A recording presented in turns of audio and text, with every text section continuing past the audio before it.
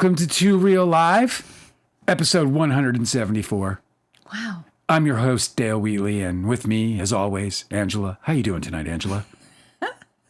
Splendid. How are you? Great to see you again. You look great.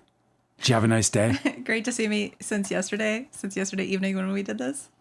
It's almost like you make it sound like I arrived at the studio instead of like I live here and I've been here all day. Tell me what's going on in your life. Well, you know, it's funny because sometimes people watch replays, and when they do, sometimes they don't realize that, you know, you and I are a thing. Oh, and they're like, who's this lady? Yeah. They're like, and your friend. I'm like, you mean the greatest thing that ever happened to me? That person? I am Bobo is here. What's up? Hi, everyone. So she says, update on her area is that everything's very wet with a lot of puddles. And weather's going to be warming up a bit. That's so the latest. hope we don't get floods. You know, I remember living in Winnipeg, you know, and we lived along the Red. That is the Red River. Yeah? You call it the Red? It is what it's called, the Red River. That's what the kids call it? Yeah, they call it the Red. The river. We call it the river is what we called it. Because it's a big ass river that goes straight through your Big town. fucking scary fucking meaty river. Why is it scary? Is it because it's fast moving? It's scary because it rises like a motherfucker every single spring. No, but I'm curious, like, nobody goes in that river. No, it's an undercurrent. It's just, I read this amazing article not very long ago, actually. And, you know, Canada has a pretty terrible reputation for the way it's treated the Indigenous. Yeah. And a lot of murder, a lot of like just straight up murder. And like psychological warfare. Not dissimilar to what you saw in America with slavery, right? Yeah. And with, of course, America and the Indigenous, they got a double shot. But it is believed widely that there is a mass grave at the bottom of the Red River because it's got an undertow that does not permit for dragging. So if you commit a murder in Winnipeg, just throw it in the Red River in the middle and the body will not be found because it also won't go to the shore. It gets dragged right to the bottom of the river where it stays. You know, we had a tragedy when I was a kid. They were all, you know how you admire the kids ahead of you who are graduating and who have longer, better hair, all that stuff, you know. You know, independence, what, they can smoke cigarettes? Well, I got to try that. So, you know, there was this kid called Kenny Vanis. I've told you the story. He was just what I thought to be the most beautiful dude in all of our school. How old were you and how old was he? He was probably 3 or 4 years older than me, which was like, you know, at that time, that's like, you know, he's a fucking senior citizen compared to me, you know? Right, but was he a teenager and you were like a preteen? Correct. Yeah. And I just admired him so much because I was like, I wanted to develop into him. Kenny Vanis. Kenny Vanis. I wanted the hair. I wanted the body. I wanted the confidence at the top of the diving board. You know, in the summer. Top of the diving board is like a huge flex for kids. Bro. Dude. Oh, you got to be a real fucking badass to jump off the top diving board. And to do it with the grace that Kenny Vanis did, you have to be, you know, just like infused with the gods. And so imbued by gods. And so anyway, Kenny Vanis, he was this guy I wanted to be. All the girls loved him. I mean, he was just everything. It was utter perfection. You know, if it was like a Wes Anderson movie, it would be just me following this guy and whenever I could get my eyes on him, I would just follow him to wherever he go. Because I would like study his mannerisms. The way he laughed, the way he held his shoulders, everything. I wanted it all. I wanted to be this guy because he, to me, had everything. Mm-hmm. He had it all. I thought he was going all the way to the top in life. And one day, at the end of the school year, I come home and, you know, I'm doing my thing or whatever. I'm making my wieners, right? Your after school wieners? Fucking microwaving some cheese. Fucking hot dog lunch? You know, some cheddar cheese in the microwave in a bowl. Yeah. Just eat fucking. And I turn on the TV and there's breaking fucking news. And a student fell over the Red River riverboat. The riverboat, it was a big riverboat, and I forget what it was called right now, but you know, a lot of times the schools and other organizations, they'd rented out the boat for a celebration, in this case, graduation. And Kenny Vanis, he went overboard. He went overboard? And then there was this picture, bro. They put I'm sitting there and I'm looking at the TV and his picture goes up and it's Kenny's perfect fucking face. And it says beside it, student presumed dead. And I'm just, it was a traumatic moment for me, a very traumatic moment. And I knew the guy he was with the day that he died. Some say he was arguing, some say it was a taking of one's own life, and there was all this rumor around it. None of it really got sorted. He probably was like a confident teenager kid who just tried to get a seat up on the railing and then fell over, you know? That's fucked up. Fucking traumatic as hell, but I brought him up only because it was the Red River. And no one ever saw his body again. He went overboard. And he got sucked under? He got sucked under, and that was the end of it. God, that's so fucking scary. It's crazy that they built a massive town around this super deadly river. Well, that river was, a major transportation, and trading river. I mean, It goes all the way down into the United States, one of the longest rivers in America. It's like whatever, third, fourth longest river or something. Well, so that explains it. Why my question was, how come people don't, do sports, water sports and shit in the Red River? Ain't nobody on that river, bro. I used to fish from the bank, Yeah. Dirty ass, filthy river, bro. But it's literally red, right? I could pull 20-pound catfish out of that sucker and just Oh yeah, because they're feasting on corpses on the fucking bottom. Mad amount of jackfish, pikey type fish, and it was bass, some silver bass. Who do we got? Archival Raccoon with the coolest name around is here. Lacey's here. What's up? Happy New Year to you guys if we haven't already said that. Delicate is here. I love you, Delicate. Austin is here. And Deanne is here. We still have to get Deanne her electional stuff. Oh, I did. Oh, you did? Yeah. Okay. You didn't tell me you sent it. Oh, yeah. No, I sent it. I actually, I wasn't sure if... I withdraw my statement. I wasn't sure if Deanne would have preferred a voice note instead. Well, Deanne, you can respond to that in the chat if you like. So, I want to be able to set up having video readings where you can have the chart up and then... do you mind? She's like, would you mind? I'm trying to get somewhere. You were telling such a serious story about this horrific tragedy when you were a kid. And she's drinking out of the bowl. Candy Vanish is in the childhood memoir. Yeah, I remember. You told me that story, and that was one of the stories I was like, you got to write that book, dude. Yeah, he's in the childhood memoir. That's memoir. That's a big. It was a big moment for me because, it's if it's a John Hughes movie, the very next year, that's the summer, right? Kenny Vanish died. I grew my hair out that summer, so that was the time I transformed from the kid with his hair to the 80s heavy metal hair started. The Kenny Vanish mane began. Perm? I did eventually. I was perming my hair. My mom would do the permanent for me. She did? Yes. She did my dad's too.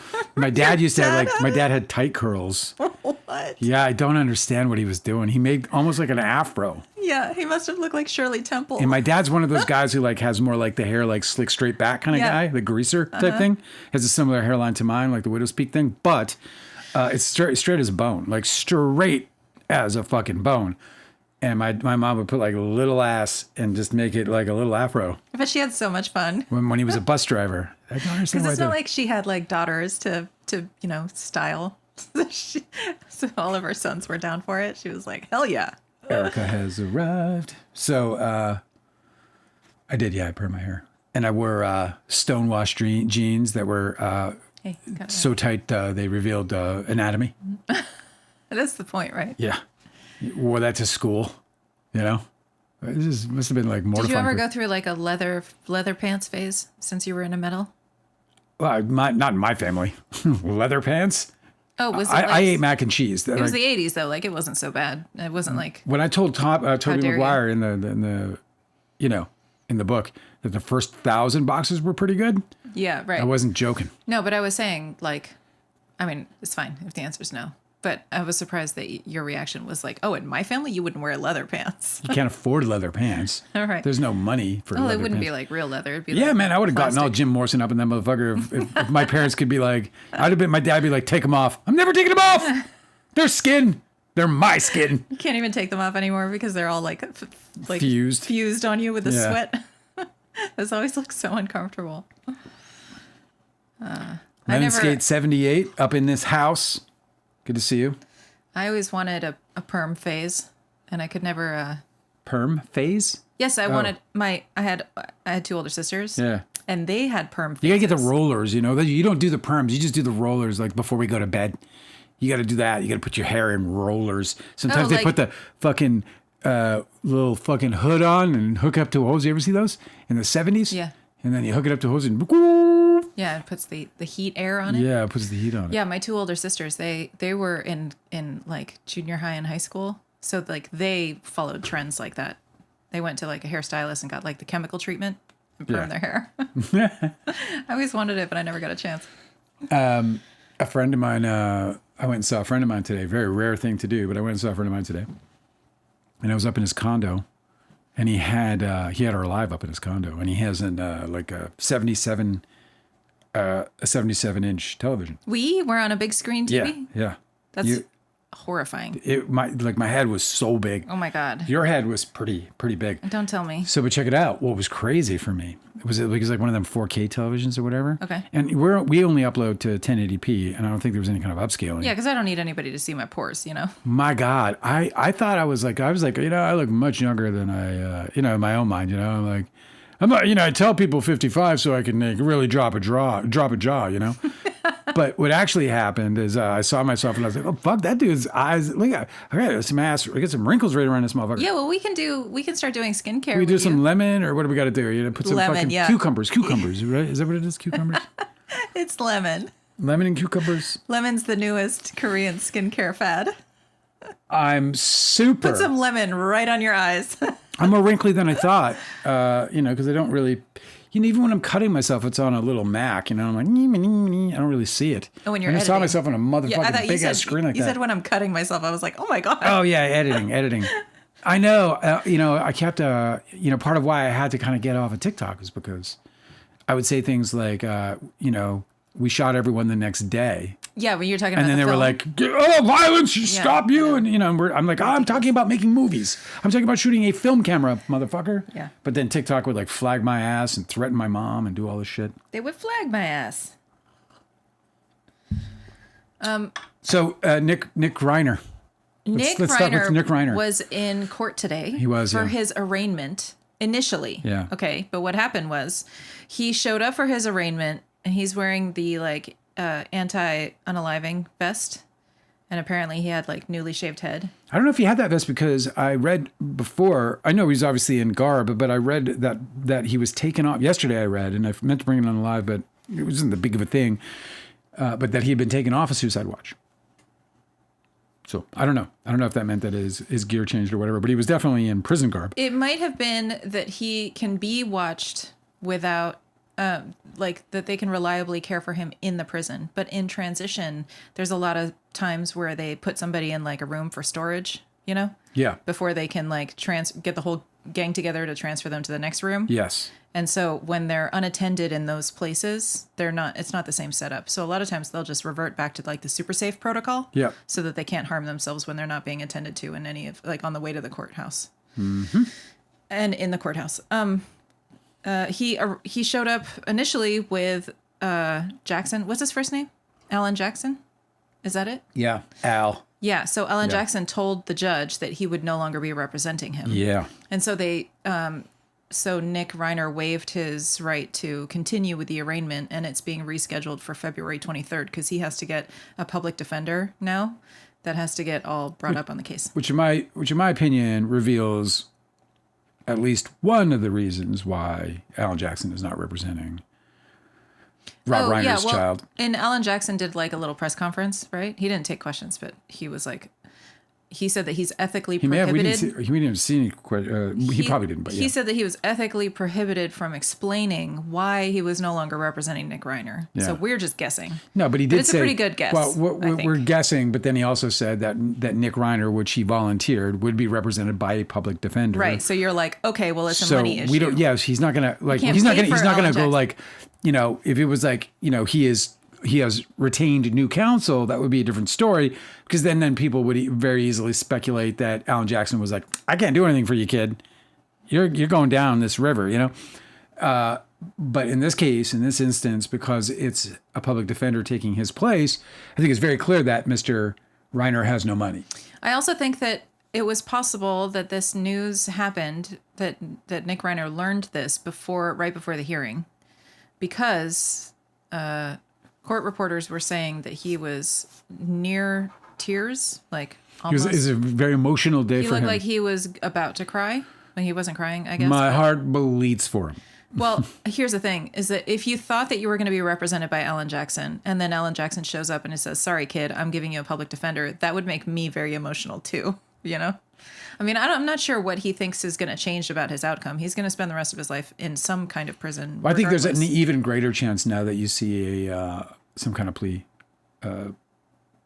deal where he pleads to I thought from the beginning, there's no way this is going to go to a trial. No way. You know, they haven't said whether or not that they're seeking the death penalty, but you would think that they would put it on the table just to get them to plea, to get out of a trial. Like, I think the DA would very much like not to have a trial in this situation. I don't know, man.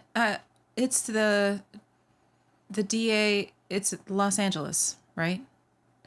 Correct. And so he's. I don't think that they offer. I don't know, man. There's been a lot of controversy about having more progressive district attorneys lately, and I know Los Angeles is flip-flop, so I'm not sure if they do things the same way that every other state and every county does, you know?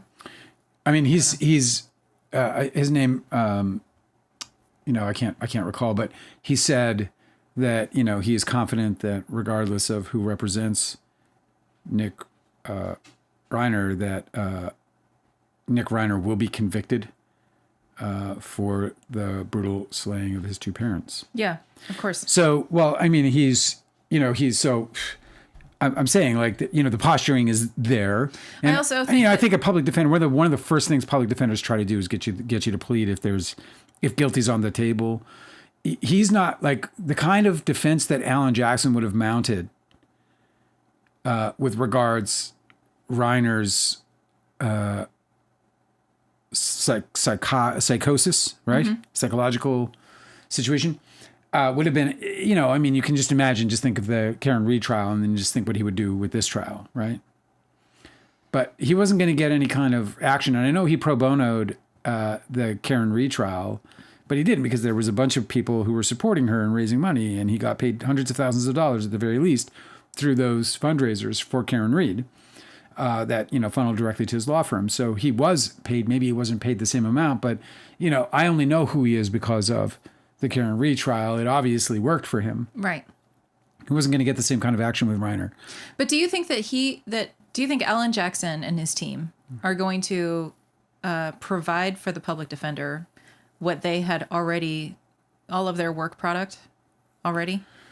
Because he said, yes. Alan Jackson in the press conference said that he was going to continue to support Nick Reiner's defense. And so that makes sense that that's what he would be referring to. Everything, all of it belongs to Nick Reiner. So anything that he created, that is all Reiner's property. Okay, that's great. Because I think nobody's said anything, so I'm just guessing. But I think Alan Jackson was going to try and put the blame on the medical professionals who on the prescription. On the drugs and the medical professionals that were monitoring his case and not really treating him as if he was such a threat that they, I think, in paperwork probably have. Like, you know, he was apparently his family, or this is tabloid shit too, so I don't know how much of it is true, but they were saying that he was acting really erratic and violent, and he was like trashing the house and stuff. And so normally you wouldn't want somebody to return to the care of like a 70-year-old man and his like, you know, 60-year-old wife or whatever to take care of somebody who's being super erratic and violent, right? Mm-hmm. But it's like, you know, obviously they can't just put him in custody forever for no reason, you know? Mm-hmm. But I think that I always assumed that Alan Jackson was just going to make it like the system failed Nick Reiner and the Reiner family. I think he's going to go for an insanity plea that that Nick Reiner was, I think today was going to be not guilty. And he was going to say by reason of insanity. Can you imagine? And then he's going to pursue the psychological effect, the side effect of the drugs that caused him to go into this murderous spiral. And it's probably a decent defense, but I don't think a public defender is going to have a budget to put anything together like that. You need experts, so many, and you want the best, and he has to go then through a battery of testing from both sides, right? So there'll be the expert provided by the defense, and then the prosecutor is going to have their own psych evaluation done on them. And so you're going to have like it's just a lot that I have a hard time believing the taxpayer will pay for. So who knows? I don't understand how any of that fucking works. Thank Jesus. But the first thing I feel from this is that he's going to plead. Yeah. I mean, it would be wise for him too. I was thinking about how it's a shame he couldn't read Reddit, because today on Ask Reddit, somebody asked about, I might have even saved it. Somebody asked about, what goes on in prison that, just what's like the biggest misconception about being in prison, basically. And this guy shows up, or most everybody showed up with the same kind of story, which was, it's not what you think. It's more boring than it is anything else. It's not this big, like, murderous, some guy was like, hey man, I did 6 years in federal prison and 6 years in state. He's like, I've done it all. And he's like, it's just boring.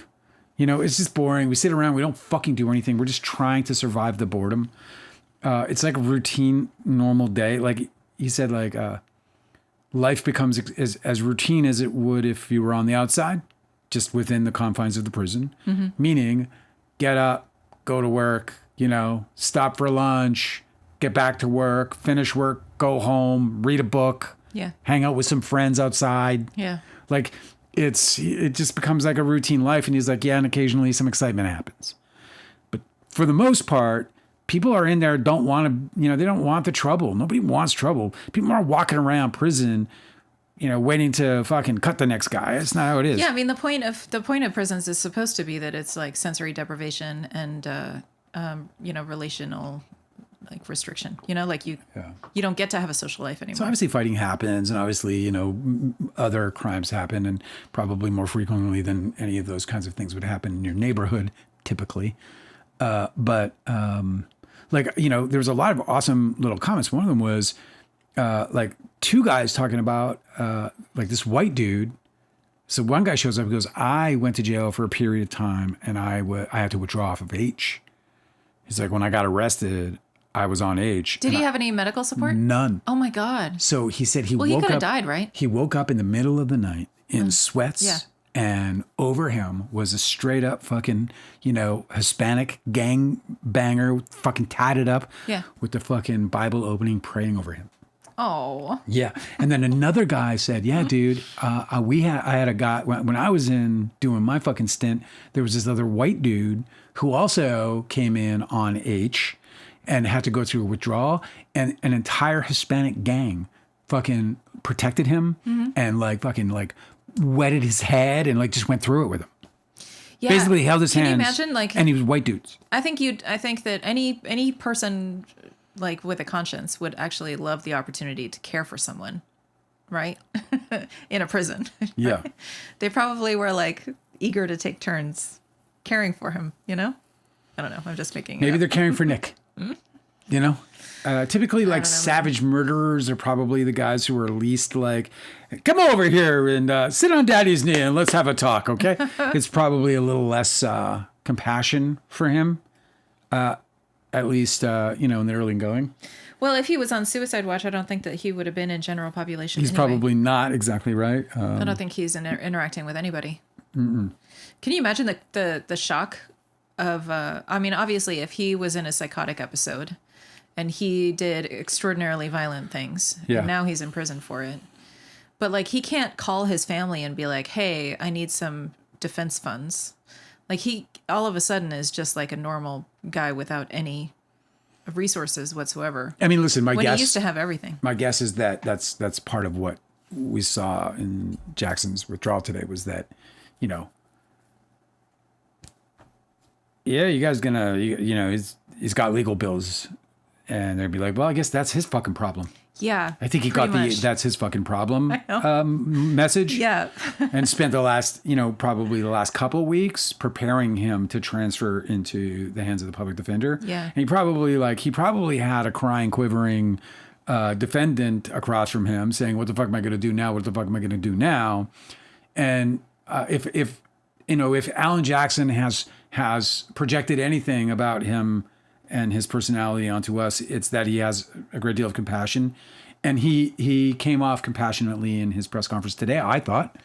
And so it wouldn't, you know, certainly surprise me that he spent a couple of pro bono weeks on this kid, trying to just get him set up so that when the public defender comes in, there's at least some things, some doors opened that, you know, the defender won't have to necessarily uncover.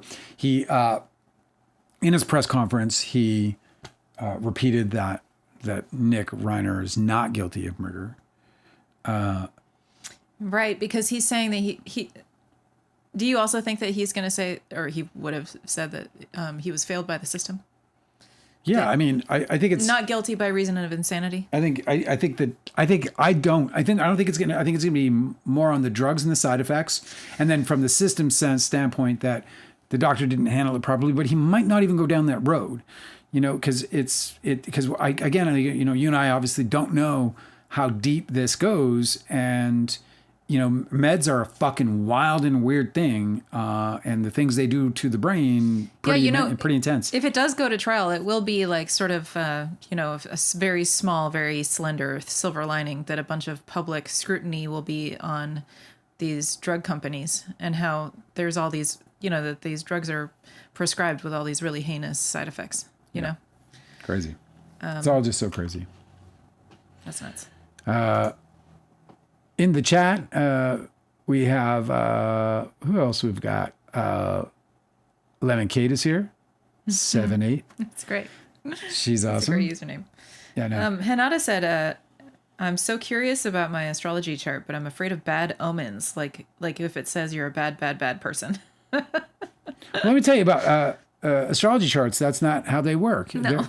There's no here's the interesting thing about it. It's though. Like you think your astrology chart is going to say you're a bad person? Yeah, probably not. The interesting thing about charts is like you can have two people, take twins for example, who have almost exact same charts, and they're just wildly different people with wildly different experiences, because in astrology, whatever planet or house it is, it has a significant number of significators. So these would be the keywords that describe the representation of the planets and how they affect us. And what's interesting about that is that it can be fairly vast.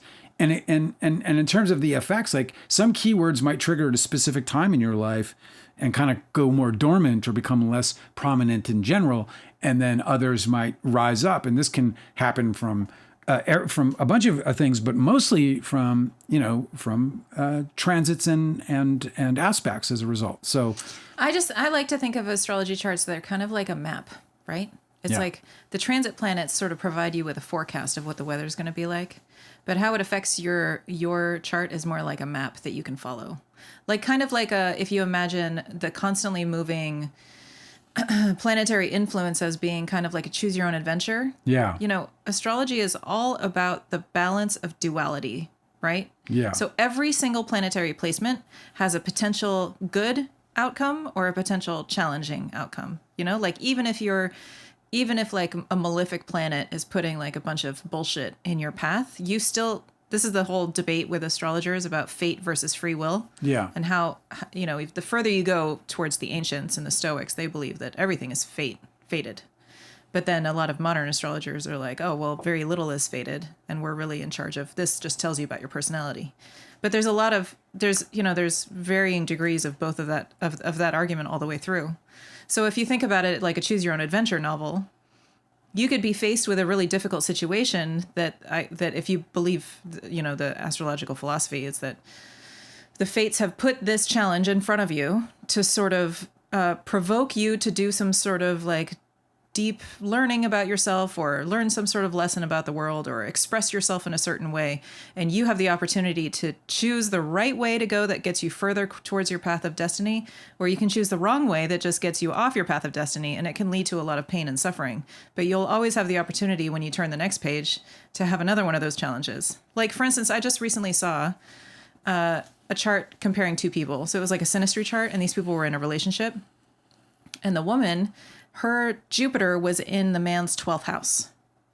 So the real story of this real people's life was that he had determined, for some reason, idiotically, that she was an enemy of his. It was a very combative relationship, is the story of this relationship.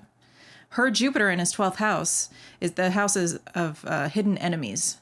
So there was some sort of influence that she had on him where he was being provoked to do some deep work, and he saw that as a challenge, and so she became an enemy to him. And what did it do? Caused so many problems. He like went off the deep end, totally ruined his life, because the 12th house is also the house of self-undoing. So you'll make decisions based on 12th house placements that are going to totally derail you. This is part of the challenge of astrology. However, if he had seen this person come into his life who was giving him opportunities to do 12th house work, which is like deep inner work. It's difficult, but it's very beneficial. And he had seen this person as like a teacher, because that's what Jupiter brings. And he had seen this person as like a mentor figure to help guide him through this kind of journey of transformation, then it would have improved his life. Mm-hmm. But he didn't. He saw this as a hostile person who was challenging him in ways he didn't appreciate. Yeah, Jupiter in the 12th because he didn't want to do that growth. Powerfully beneficial placement, you know, depending. Absolutely. So in that case, it's like you can be confronted with a challenge and you could see it as a good thing or see it as a bad thing and act differently. And that's the balance of duality. Like there are forks in the road all through your Choose Your Adventure novel. And I just feel like it's one of these very liberating things about learning astrology deeply is that you start to see these things that happen in your life as like, oh, okay, this is like one of those tests. Like I have a choice here, you know? Yeah. I didn't used to think about things that way. In Ren Butler's outstanding book, Archetypal Universe, where he, busts out a boatload of wonderful significators for all the planets. And, it's a really great reference. And how planets combine and so forth. But one of the things I love about his work that is, I think, stands out, from the others is that he does the light side and he does the dark side. And they're so distinguished. Like a lot of times you see those things kind of almost conflated in the way in which they're expressed through other cookbook type astrology books. Whereas in this case, he did a really great job at creating a very distinct line between the two. And I don't know, I also feel like his selection of keywords, really super balanced in terms of light and dark. Mm-hmm. Like when you see I don't really have a great example, obviously, but some of that light that you would see, like it's almost as if it can teach like a lot about astrology just by not memorizing keywords necessarily, but seeing the relationship between the light and the dark keywords. Because that's what I really loved about how thoughtful his book is that there's a great relationship between them as opposed to just sort of, the dark side is this and kind of just pulling adjectives like, root vegetables out of the ground, you know what I mean? As opposed to like something that is more, born or derivative of that light benevolent side. Yeah, it's really great perspective when you're describing, it's a really wonderful reference book, Ren Butler's Archetypal Astrology, because he does talk about the archetypes of the planets, like what their influence is supposed to mean for us. And it's really educational, especially when you're talking about planetary combinations. Like the other day, I was looking at the combination between the sun and Saturn. I didn't know if that was good or bad or what, right? Mm-hmm. When the sun's influence is combined with Saturn, it gives you like an authoritative maturity. It's just really interesting. Yeah. I could go on, but whatever. And on and on and on. We are going to be doing a little bit of we're going to launch a little bit of an astrology side to this thing eventually to our lives. You guys will be here for that, I hope. I just saw somebody, I think it was Deanna, saying, I'm hoping that No Two Trolls is here today, and me too. But what I really love about what you say is just how fucking great you guys are in terms of your community. I mean, we have this really, really cool community where people are genuinely missed who are not here. So I do hope No Two Trolls comes back as well. I hope to see her. I can't imagine why she was certainly a big friend of the show. So I can't imagine I hope everything's okay. Hanada, who everyone knows as a lawyer from Brazil, she says Nick Reiner will only have a valid defense if he was involuntarily drugged. If he took the drugs of his own volition, then it won't be a defense, not even for insanity. Well, I don't know about prescription drugs. I think obviously this is a different thing. Like, so if they're saying that his psychiatric medication made him a violent person and caused a psychotic break as a side effect. Right. That defense is nullified if he also took recreational drugs, because then a medical professional can't testify one way or the other about what caused his violent episode. Side effect of the. So it could be so he has no defense if he because obviously if you're under the doctor's care, they're not saying that you can also do meth or whatever. I think a plea bargain is galloping on a horse right now. Like, well, public defenders are definitely always because you can't go through a whole trial very capably. Did you kill your parents? I did. Okay, so the jury. I recommend that you say you killed your parents since you did. This idea, like when he said, Alan Jackson said that he's not guilty. It's awful that I'm laughing because it's very uncomfortable. Well, I'm always delighted when you I'm hilarious. Play characters, but I realize it's not a funny situation. It's not. It's a terrible situation. It's obviously god awful for the Reiners, and but we don't. That's not what we're talking about. We're talking about his defense. We're talking about a public defender going in there and being like, no. Yeah, it's not going to work. Yeah, look, dude, you took some drugs that were prescribed to you, and you're saying the side effect was that you killed your parents. That's an unfortunate side effect. But you still killed your parents. Yeah, right. And I think Hanada's right. I think if you took those drugs voluntarily, recreational drugs, not just no, it ruins his defense though. I'm saying she's not talking about recreational drugs. She's saying the drugs that may have caused the psychotic event. Mm-hmm. If those were taken on his own volition, meaning he sat with his doctor and his doctor said we could try these, and he was like, "What are the side effects?" Or maybe the doctor would have just said, "By the way, some of the side effects might be the gutting of your parents." You know what I mean? If that had happened, then. Obviously our doctor would say some of the side effects might be, psychotic thoughts and I don't know, man, because suicidal thoughts. So for instance, I was thinking about Michael Jackson, right? So his doctor went to prison. Certainly he had approved. Michael Jackson had approved of the treatment he was receiving. Yeah. So I don't know if what you're saying is true. I don't know that you are understanding what Hanada meant to say. You're talking about a totally different thing.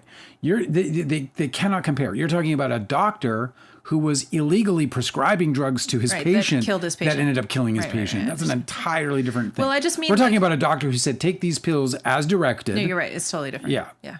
Totally not comparable. Not comparable. But and I agree with Hanada. In terms of from a layman's perspective, which I can't possibly know what will happen or what will unfold.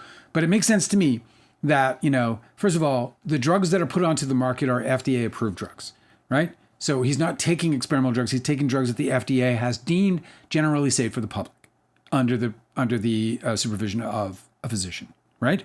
So if with a physician's care, he chose to take medicine. Like, for example, if you choose to take medicine where one of the side effects is a heart attack and you fucking have a heart attack, you can't sue anybody.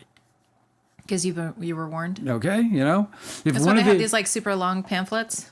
If one of the things are psychotic thoughts or thoughts of homicide or suicide, then if that's one of the side effects, and you took the drug and you got that side effect, then that's you just bat on the wheel of fortune on that one. You know what I mean? Got unlucky. He is, I believe, going to plead guilty to first degree murder. Maybe if the public defender's super badass, he can get a second degree murder out of this. Oh, like not planned? Like get a second spontaneous. Degree, like a spontaneous event as a result of his medication or state of mind or whatever. Because while that isn't a defense to get him off, it might get him a plea bargain down from first degree to a second degree murder. But I think that's a fucking long shot also. But even if, but if they get him for second degree murder, he's up for 2 murders And, the judge can put him away for life and probably will anyway. So he's probably going to do a deal that puts him away for life. Unless the DA is not putting the death penalty on the table. And they usually do because it gives them that leverage to get out of a trial. Do you know what happens to defendants when they prevail on not guilty by reason of insanity? Yeah, they go to a hospital. So they live institutionalized in a hospital. Correct. For the rest of their life. Until the hospital has deemed them safe again for society, and it's a real hoe to get released if you're do they get a paroled? murderer of two people. Yeah, it's a parole. But if they're deemed not guilty by reason of insanity, then why would they? If they're not guilty, it's not parole, but they're released based on recovery, right? On a doctor saying they're fully recovered and not a danger to themselves or society. I'm just curious about like how. I mean, I'm not a fucking expert here, but I'm throwing this shit out like I know shit. Like, what'd you say? Oh yeah, pack of fucking Marlboros right here. I don't know what I'm doing. Me neither. That's why I don't understand if Kanata's talking a lot, so she's probably correcting us like we second. just watched the documentary on HBO, I think. I can't remember. On Andrea Yates. It's a 3-part documentary. Yeah. It's very well done. Andrea Yates was determined to have been not guilty by reason of insanity, but she still remains in an institution. Yeah, and she will be in that institution likely for the rest of her life. She killed 4 kids. It is, by the way, that fucking documentary was outstanding. 5 kids. Sorry, I missed one, and I apologize to the decedents and to the father. What a great documentary, by the way. Do you remember what it was called? Let me look it up. Angela, look it up. It's a great documentary. I would throw a good 3.5, even up to 4 if somebody twisted my arm. Tiny pineapples on it. We watched it last night. Yes. Not like hey, let's have a nice night tonight and watch a documentary. It's not that. It's definitely a documentary about a mother who murdered her 5 children. Yeah, but they did a really great job because Fantastic they job. really it was on Hulu. That's right. It is called The Cult Behind the Killer. The Andrea Yates story. I really liked how they handled this because they really centered the story on the person who radicalized her and like sort of facilitated her unraveling. Well, yeah. Mental state. Well, yeah. It's a great doc. Highly recommend. Yeah. 3.5 tiny pineapples. The Cult Behind the Killer. The Andrea Yates story on Hulu. It's on Hulu. It's great. I highly recommend it. Yeah, so I was just curious about like. Hanada's saying if Nick Reiner's trial is post, she can chime in. That'd be great. Angela is very difficult to characterize an episode as mental incapacity to understand right from wrong, and that's the big problem. There's no way he's going to be able to prove to a jury that he could not distinguish right from wrong. There's just I just don't see any pathway to that. And apparently double patricide, and you don't know that double patricide, and it's like I don't know if this is true, but I read one bit that said that Rob Reiner might have sustained up to 100 lacerations, 100 stabbings. I'm skeptical about that because I don't think that anybody's releasing that information. Either way, apparently it was. Effective enough to kill the man, and so certainly he's just look. There's just no way he's gonna prove that he didn't understand right from wrong. It's just not gonna happen. Absolutely no jury is gonna buy that. He is going to plead guilty to first degree murder. That's gonna be my guess. I don't think there's gonna be a trial, and I think that's a part of. I wouldn't be surprised if Jackson said, you could and should plead. Maybe he's like, I don't want to do that. And so Jackson's like, I got to go. Yeah, well, who was it that... Or Jackson might be like, I'm not your guy to plead. I'm your guy to fight, but you can't afford the fight. Yeah. So you're going to get a public defender, and he might be able to guide you to several more options that doesn't include a trial. Do you know what I mean?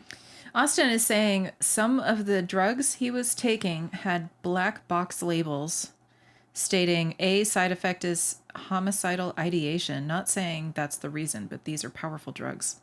Holy fuck. Yeah, I've seen that before on a drug. What?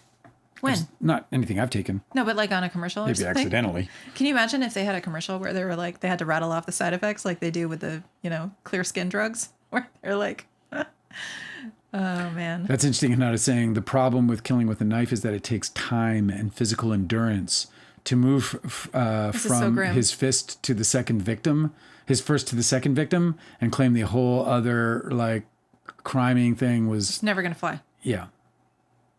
He's going to plead. There's no option for him. He's going to jail for the rest of his life. He is going to be convicted of murder, the murder of those two people, and it's a wrap for him. He's got to go through the motions now, but we won't know until February. But it would be my guess that between now and February, he's going to get a public defender, and the public defender is going to... He already has a public defender. Oh, okay. So that's what they're spending the next month and a half working on. Yeah. Yeah, the public defender is going to take the month and a half salary, for sure. I think they're on salary anyway, right? Aren't they paid all the time? Yeah, of course they're. I don't know how it works. Like, I don't know if they're like, yeah, I guess, yeah, they're government employees, aren't they? Yeah, I think so. Yeah, so they've got a salary. But now you can't, like, just read books, you know what I mean? Public defenders are fucking awesome. Yes, they are. They're truly important people in this world, and I wish they had the same resources that guys like that Alan Jackson had. We might see, some injustices exposed and overturned. There's a lot of people who just had great public defenders, but the public defenders didn't have the resources remotely capable of handling the kind of defense that probably some of these people have had to put forward in order to even have a shot, Austin is asking if the siblings are supportive of him. And I can't believe anything that's come out because it's such a high profile tabloid, gossip type story. So it's like every single tabloid wants to print the story of them speaking out, and I just don't believe that they do. So I'm not really sure. Somebody had he's got a public defender, so the answer is definitely no to that extent. Right. Like they're not, if they were supportive of him, then they would throw resources at him. Let's just see what Google thinks. Like I've seen somebody claim that they had a statement from the older brother who said that they always loved him, but they never once got his love back. Yeah. And apparently that statement was made to a friend who had the permission to send it to the tabloids. Right. And I don't fucking believe that. Well, I don't believe that for a second. I recently read an article in the New York Times about Brian Koberger's sister. He has two sisters, I believe. But they interviewed one sister who really was enlightening about how her family was so horrified about what their brother had been, on trial for doing, right? That her and her family didn't want to say anything because they didn't want to draw attention away from the victims and the victims' families. So I just feel like the Rieners are going to want to be extremely private. They're not going to try and feed any like tabloid press about this. Google estimates Rob Reiner's worth at $200 million. So there's little doubt that the family is not supporting his legal situation. But they don't want to spend Alan Jackson money, is what you're saying? They're not spending any. Oh, so you're saying they have withdrawn support that they can I'm not saying I don't know that there provide. was any support. What I'm saying is Alan Jackson showed up, said, "What the fuck?" And he showed up. Uh-huh. And then when he got there, he was like, "So who's paying?" Yeah. And fucking Nick was like, and then the family was like, yeah. Clearly. Now, in terms of an inheritance, I mean, who could blame him? Of course. But it does give you at least some indication that, because like, for example, the woman who was originally convicted of killing her 5 children, Andrea Yates had the support of her husband through the whole thing and to this day. And the husband, were he capable like Rob Reiner, would have given her an Alan Jackson or... That documentary was really clarifying about that, by the way, because I remember when it happened that I was like, oh, wow, what a monster. But the documentary definitely changed my perspective. Everything changed everything of the father and how he conducted himself throughout. Yeah, the he was. That dude's solid. Look, I mean, there's No always. spoilers. I'm always like a little bit. I don't know. I get a little like eye rolly when people are, sort of religious to the extent that they would, do things like forgive Hitler. You know what I mean? Like, do you know what I mean? Like, leave that for God and let's get on with it. You know what I mean? The guy was a fucking monster. And so that was my first impression with him when back in the day when it's like, oh, that's not my wife that did that. Yes, it was, motherfucker. Was my answer. But he was right. That woman was. You guys got to see the doc. It's well worth it if you're into true crime, and we are. So what's cool about our life? We got astrology, true crime, Hollywood. We sprinkle a little politics there, just when it kind of crosses lines. Current events. Well, the politics coverage is also true crime coverage these days. It's true, and entertainment. Yeah. Mm-hmm. It is. I mean, obviously it gets ugly, and then we have those You got days. everything you need. Pick a card. Maybe that's why No card. Two Trolls hasn't been back. But she's like, you guys are talking too much politics. Oh yeah, well, we live in a fucking hellscape of collapse. So what can you do? Like today, there was that news out of Minnesota. This is just absolutely horrific. Yeah. Minneapolis. Oh yeah, the ICE agent murdering. Like let's call it what it is, right? Like he murdered that fucking driver. Yeah. Do you want to hear the rundown of the story of what happened? Sure. Okay, so there was an ICE vehicle that was stuck in the snow. Yeah. Okay. Okay. And there's a bunch of protests. Like anytime that these guys show up in a neighborhood. So nobody was helping. This is a neighborhood in Minneapolis, okay? So anytime these federal agents show up in a neighborhood, there's a bunch of neighbors that come out and like blow whistles and try and harass them and get them to leave, right? Because they don't improve anything, and which was proven out by the fact that if the ICE agents hadn't shown up in that neighborhood, that woman would still be alive. Mm-hmm. So what happened was there was an ICE vehicle that was stuck in the snow. Welcome to Minnesota. Yeah, stuck in a snowbank, and it was just like spinning its tires or whatever. And so a bunch of people had gathered, and so all of the federal agents got all prickly about everything, right? Because they're being surrounded. And then this woman's vehicle, she was traveling with her wife and their dog in her car, and she was just driving down the street, but she had, because there was traffic was blocked, she turned her car sideways. Now, we obviously don't know the reason why she did, but it seems to me from looking at the early part of the video is that she was trying to direct traffic to not back up. Like you turn your car sideways because you're like, obviously there's a situation here. And what she did was she had her arm out of her driver's side window and she was waving cars past. So when the only video that's been viral now has been, there's two videos, but one of them starts early enough to see. She's got her arm out of her window and she's waving cars past, and a car goes around her, right? To pass this big cluster of cars that she's backed up behind. Okay. And this truck shows up, scoots up, and they park. And these ICE agents come out, and it's like an unidentified truck, and they're not wearing any uniforms. They're just wearing masks. And they hop out of the car, and their truck, and they immediately go up to her car and start trying to force the car door open. So she's got 3 agents around her car in an instant. One of them is very clearly went straight up, didn't even try to talk to the driver through the window, but is trying to open the car door. And she backs up, and she's about to drive away because she is being given instructions, according to the people who witnessed this, the locals who were in that neighborhood. Yeah. They said that she was being given conflicting instructions. One guy was shouting at her to move your car, get out of here. The other guy was shouting at her, get out of the car. So she was abiding by the one guy who said, move your car and get out of here. And she was like, hey, no problem. Because she was waving cars. I mean, you're not going to get out of the car if somebody already gave you the option to get the fuck out of that situation. Yeah. She's like, me and my wife and my dog don't want any trouble. We're going to get out of here. So she already was waving cars away in front of her car. There's plenty of space for her to pull forward and move. But one of the ICE agents went and stood in front of her car. And as she's turning, he leaned over onto her hood from the side, like from the corner. She's turning away from him, right? So that she can move, like navigate past him.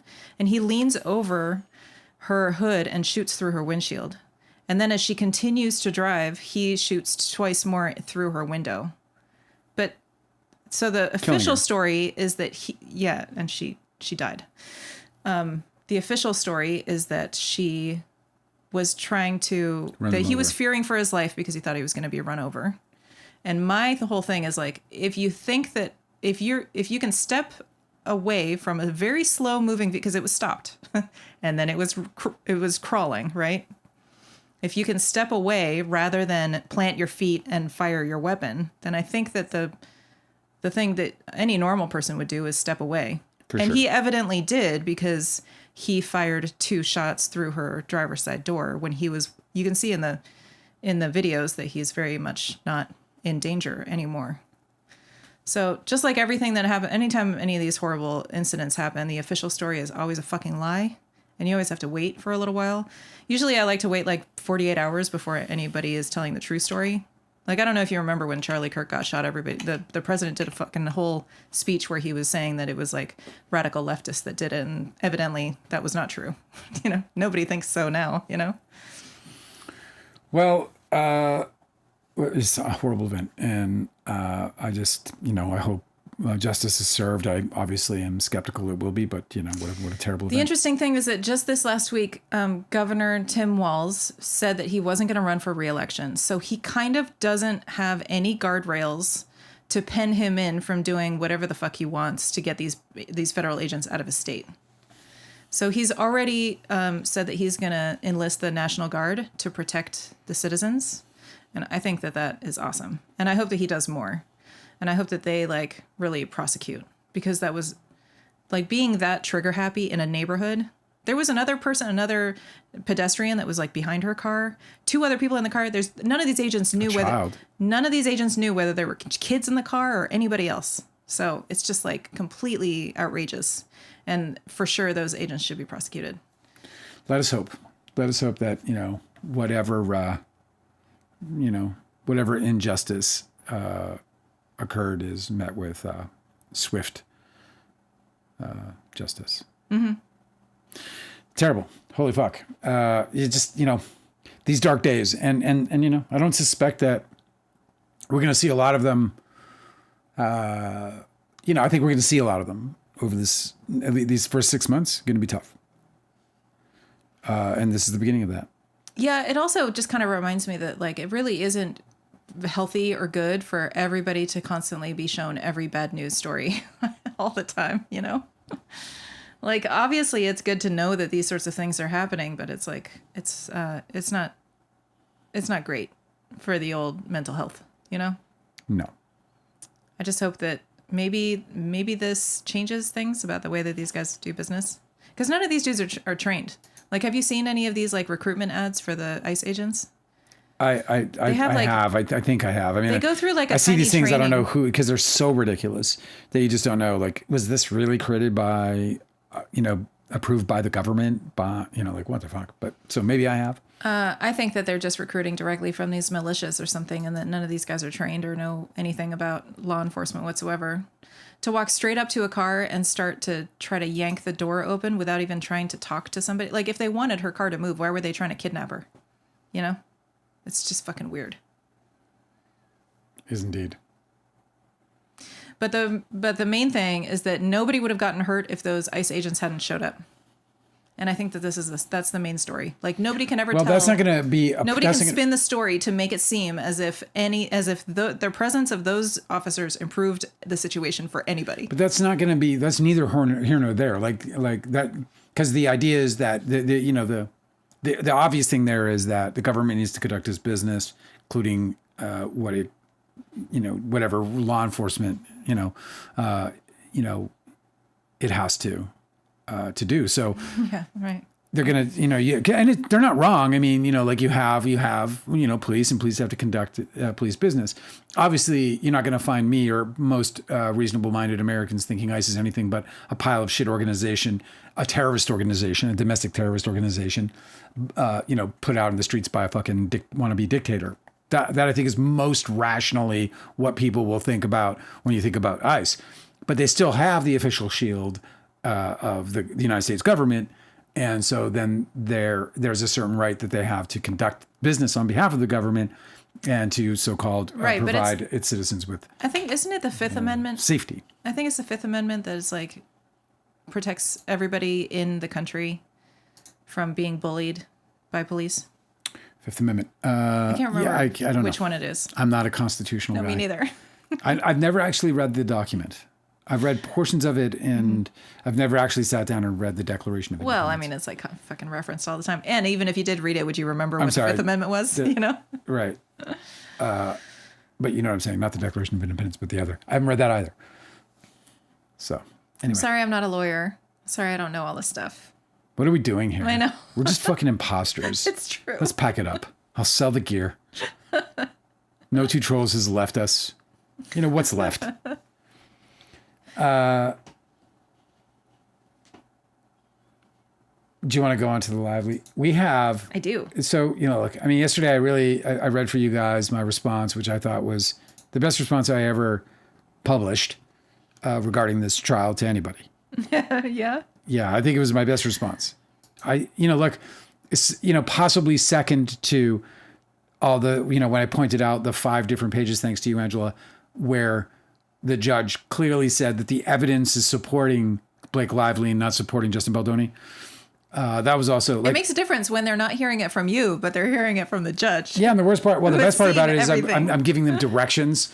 So here's the coolest thing about that. I have probably 3 or 4 occasions now, I have answered somebody who's like, yeah, well, you just better show me where it says that. And you're like, so I write it all out for them and I send it fucking to them with instructions on where to find it in a little manual menu. Yeah. And what I lost my train of thought. Just like that. It just slipped out of my fucking hands like a fucking wet frog. like a wet frog? That's a good one. Yeah. Anyway, moving on. So when I gave them that, there was no response. That's where I'm going. I put all this fucking shit down, go to page 117 this, 119 that, where the judge says this and that. Every time in the 4 occasions that I have published that in my response to people who defend Justin Baldoni, they have never once responded, not once. And when I say, and that's a complete, pattern, because they're all over me. I have an inbox full of Justin Baldoni supporters calling me delusional, calling me all these things as I point out these. But as soon as I gave them page fuck numbers. Yeah. And the best part about giving them page fuck numbers, it's cricket. It's crickets because I gave them page numbers. It's a wrap. And of course, I think one person tried to say that, I know that wasn't even me giving page numbers. I was just remembering, like, when I was talking about Alex Sachs' testimony, and I said that Alex Sachs said that she felt physically threatened, and then somebody went and they corrected me because what she said was that she felt physically intimidated. Oh, physically intimidated. Yeah. Yeah. Physically. I was like, so you want to call that a fucking... Okay. That's just different wrapping paper to the same fucking present, buddy. I know. Thank you for the correction. That doesn't make it any better. Christmas, and it was Christmas? Huh? It was Christmas? It was Christmas. Yeah, and then that's why I said that. No. It was wrapping paper, but the same different wrapping paper, same present. This is Christmas. What are you doing with your blinks? Yeah.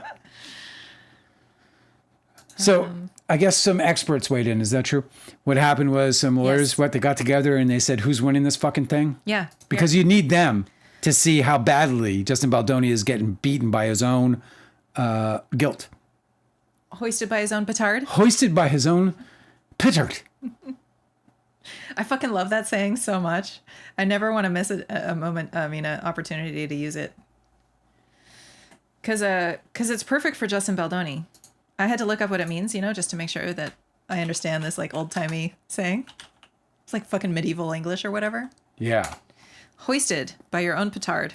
Hoisted by your own petard. Yes. It's you've set an explosive. That's what the petard is. Mm-hmm. I didn't know this. I don't know anything. You said it, and I'm like, to me, it sounds like a cousin to rhubarb. But it put you sky high. Like a petard sandwich. So you set your explosive, and then you go sky high.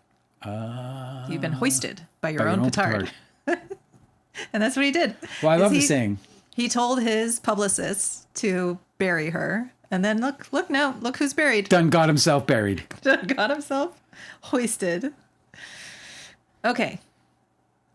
Us Weekly. Who's really winning? Experts say Blake Lively is way up in 1 year Justin Baldoni legal war. Okay. I agree. You agree?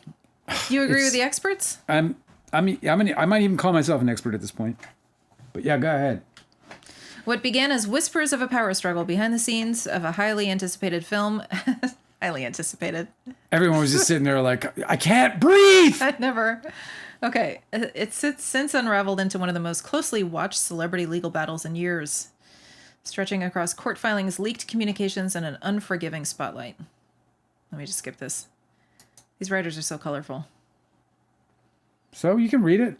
I know, but it's long. I just want to skip to what the experts are saying. Because we know the whole story. You know, they're like, oh, geez. A source close to Baldoni says him and his team are exhausted. They've had to continuously try to show that protecting themselves and their families is simply that and not retaliation. A source adds that Baldoni's family... Protecting the family from what? The fuck are they talking about? That's such fucking bullshit. Like Blake Lively and Ryan Reynolds and Taylor Swift were going after their families? What a bunch of fucking losers. I know. What a bunch of fucking losers. They have to make a moral argument. It's just in their case they chose a fake one. It's just the source adds that Baldoni's family and friends, in quotes, just want this nightmare to be over for them. do they? They believe the public has caught on to the truth and the reality of what happened, and they're ready for their day in court. Okay. Well, good luck with that. Yeah. You'll have to wait till May 18th. It ain't coming today, yeah. Trey Lovell is an entertainment and defamation lawyer. Is he? Mm-hmm. Okay. So he says, Trey, T-R-E. Am I misgendering this person? Okay. Sorry. So far, Lively has racked up more wins, largely because of the court dismissing Baldoni's $400 million cross complaint, as well as the fact that he will have to pay attorney's fees and certain damages related to having it dismissed. He still has a chance of settling, but the leverage of Lively potentially having to pay him is gone. Lisa Bloom is a civil rights attorney. Says Lively's side has the advantage since Baldoni's aggressive countersuit against her, claiming defamation and extortion, was thrown out. Also, his lawsuit against the New York Times for simply reporting the filing of her complaint in a manner definitely sympathetic to her was also tossed. She is now only on offense, and he is only on defense. It's just as obvious as it gets, you know. I mean, when that got thrown out, you know, Brian Friedman tried to pretend as if Blake Lively was celebrating prematurely. Yeah, I know. Dude, she was pouring the finest that they had, bro. I guess she doesn't drink alcohol. So like the best grape juice they got. You know what I mean? Like she was like making a very special batch of Kool-Aid. You know what I mean? Because without that, exactly that. They're all you have for Baldoni's on the defense. They have no leverage to settle. Mm-hmm. None. Here's more. Keep it coming. The question is, who has the advantage in the court of public opinion? Which is like, I hate that phrase so much. Because it isn't a court. No, it's just a bunch of fucking people it does not yakking matter. their faces off for 2 hours a day on a fucking YouTube channel. Wait, that's us. Oh. That's what we Exposed. do. Mark Borkowski, he's a PR expert. Yeah. And he says, Lively has controlled the narrative largely because Baldoni torched his own credibility early and then kept adding petrol. Everybody's dream came true. No Two Trolls is here. Oh, sweet. We conjured you. Everyone was like, where's New Two Trolls? Okay, but are you listening? I present you. Yes.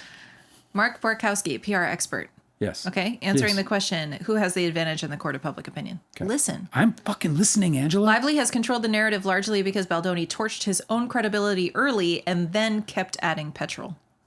The New York Times expose froze him in the public imagination, and every subsequent overreach, the mega lawsuits, the lawsuit website, the swift subpoena, only reinforced the sense of a man fighting gravity. Yeah.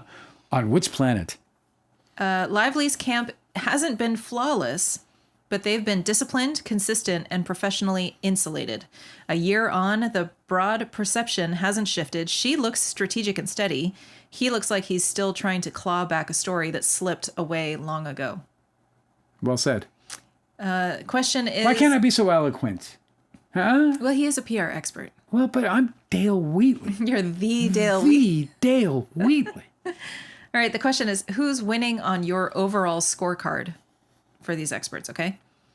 Lovell, who's Lovell again?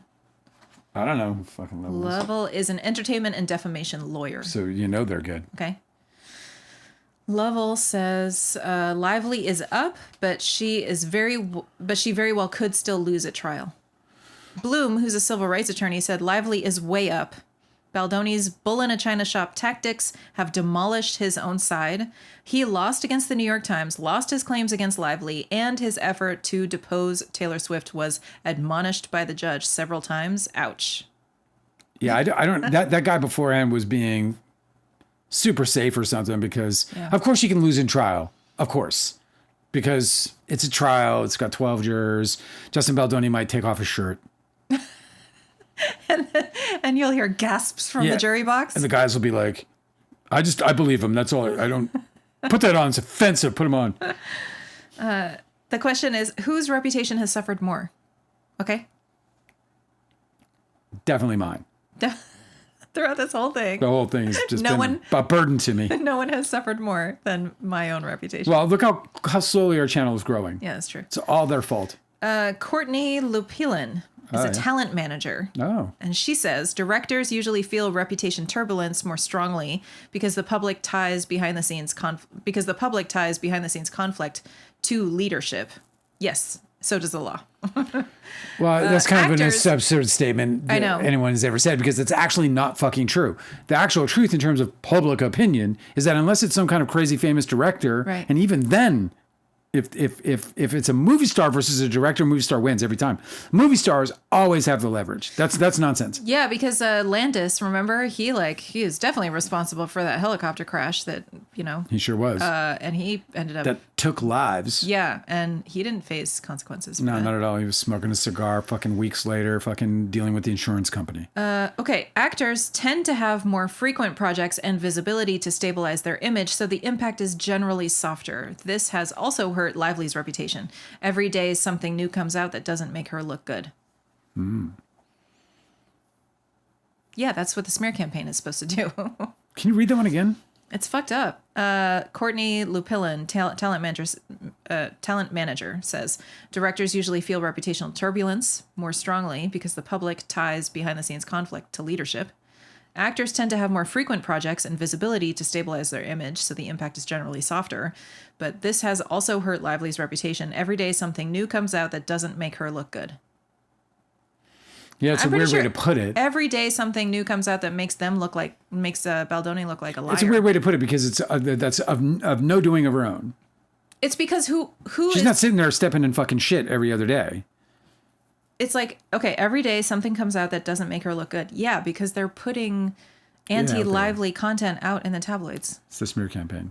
Like, she's not, I mean, I think that... I don't know how they would put that... I'm following the case, and so what I see that comes out every day makes Baldoni and Heath look like fucking liars, right? Like, when Baldoni's like, yes, I did, in his deposition, is like, yes, I absolutely do believe that her complaints were valid and truthful about SH on the set. Yeah. Right? Like, you can't... He's not even making his argument anymore. He's making her argument. Yes. So, yeah, I don't think... That's weird. Okay. Next question. What are the long-term career implications?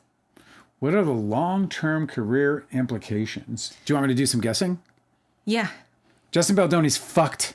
He's up the river, bro. Long-term? Gone. For his career? It's a wrap. I mean, look, is there something he can do potentially? Potentially. They have a billionaire, so they might be able to make movies. Do you know what I mean? Like Roman Polanski, but he was Roman Polanski. He still made movies. But he was Roman Polanski. But he was Roman Polanski. Yeah. He was already a massive big fucking deal as a director. Super admired as a director. Yeah. And, so he it's a little bit of a different situation. But Justin Baldoni, he's got none of that. He doesn't have any acclaim And the biggest problem with Justin Baldoni is that, as you know, comparing him to Roman Polanski did something that was, you know, morally objectionable, and perhaps even, you know, he broke the law, Criminal, right? yeah. Criminal but he had a victim, right?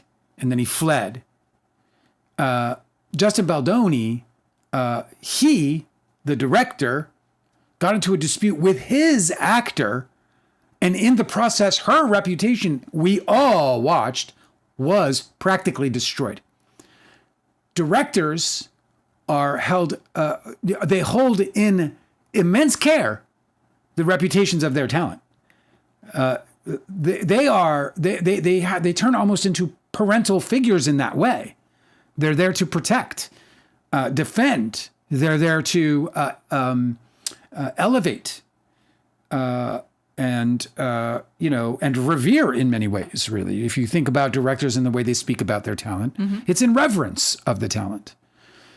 So that Justin Baldoni, the director, the owner, the everything, instead watched and participated in and did not interfere with or try to prevent the destruction of his own actor, and that this was going on even prior to the release of the film. In no way can Justin Baldoni ever be trusted by any studio again. No way. That's right. And no way will a star, especially a female star, feel even remotely comfortable, right? Putting her career in the hands of those men ever again. Now, money has a great way of changing people's minds. So we'll just start with that. A billionaire knows that more than anyone. So people get bought. Pete Davidson literally did a yuck fest for the people who were directly responsible, according to the CIA, for the murder of his father. Mm-hmm. And when asked why, he said, the money was too good. Mm-hmm. So that's the caveat that I'll throw in with Justin Baldoni and his incredibly bleak future. He carries other problems, though, and this is where his problems are compounding. This is a massive lawsuit. He is also suing the insurance companies. It appears as though the evidence at least suggests that he did not disclose claims made against the company to the insurance company. So he's uninsurable now. And that would have affected the underwriting of any policy. Right. If true, then he is almost certainly not going to be able to get insured.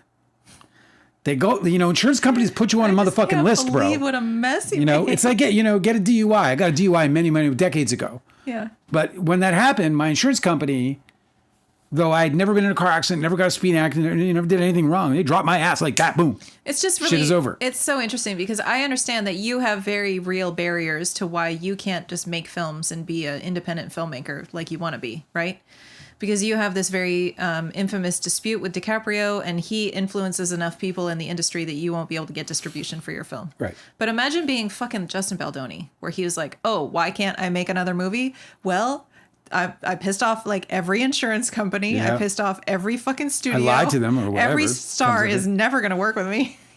Yeah, well, that's the there's other a thing. whole list of reasons why he'll never be able to do anything like this ever again. And that's another thing is like studios, the damage that he did to Sony.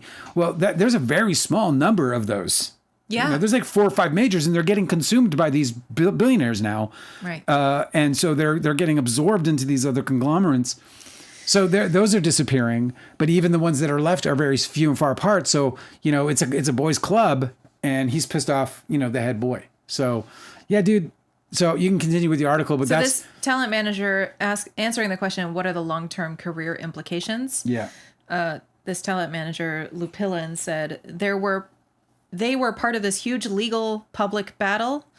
So no matter the outcome, this will affect them both professionally. Brands do not want to work with people who could be problematic. That's so sad. That's not going to be Blake Lively's problem long term, though. This No. is a short term problem because she's a hot potato.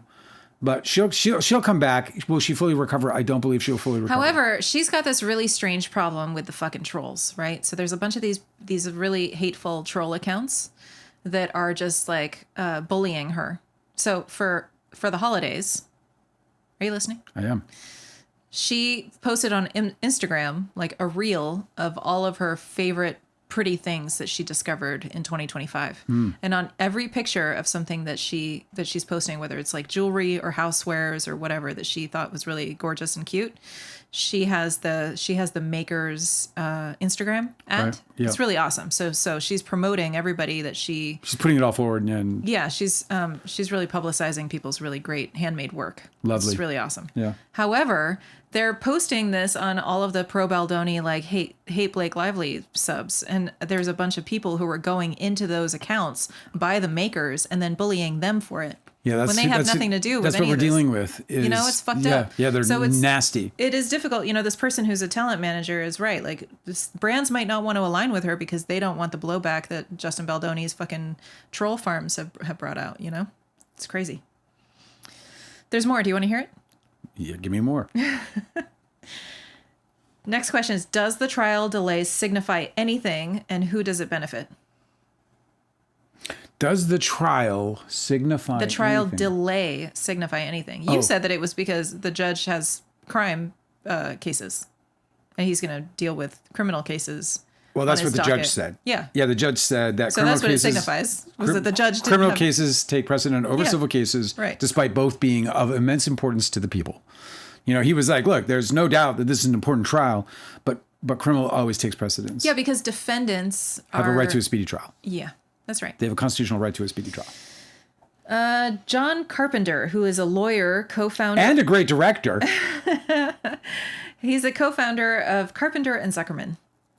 He wanted to make sure they included that in the article. He said criminal cases take precedent over several civil matters. There you go. And courts today are overburdened and undersourced, he said. Yeah. A delay of a couple months isn't unusual Not and even doesn't remotely. necessarily signal anything about the strength of either side's case. Certainly not. Delays tend to benefit the party with more power because they can better withstand the weight, and the delay itself often increases their leverage. None of which applies here. None of that applies here. Bloom, who we heard from before, is a civil rights attorney, said a 2-month delay is not significant. No. And the judge is correct. It doesn't matter that this case involves A-list celebrities. Criminal trials must go first because defendants' liberty is at stake. Correct. After this is in parentheses, so I guess this is the article writer is adding this. After Baldoni's team said in July that Lively was being given special treatment because of her status, Judge Lyman said, in quotes, "As far as I'm concerned, whether they have celebrity at the moment or not is irrelevant." Okay, next question. Please. Baldoni's countersuit was dismissed. How significant is that? I don't know how significant was Hiroshima in World War II. It's interesting you say that because Bloom, the civil rights attorney, said seismic. Seismic is the word. He will now go into court only as the accused. Correct. His pockets are completely empty and out. Not an accuser. It's the worst part. He can't even pretend there's something in his damn pockets.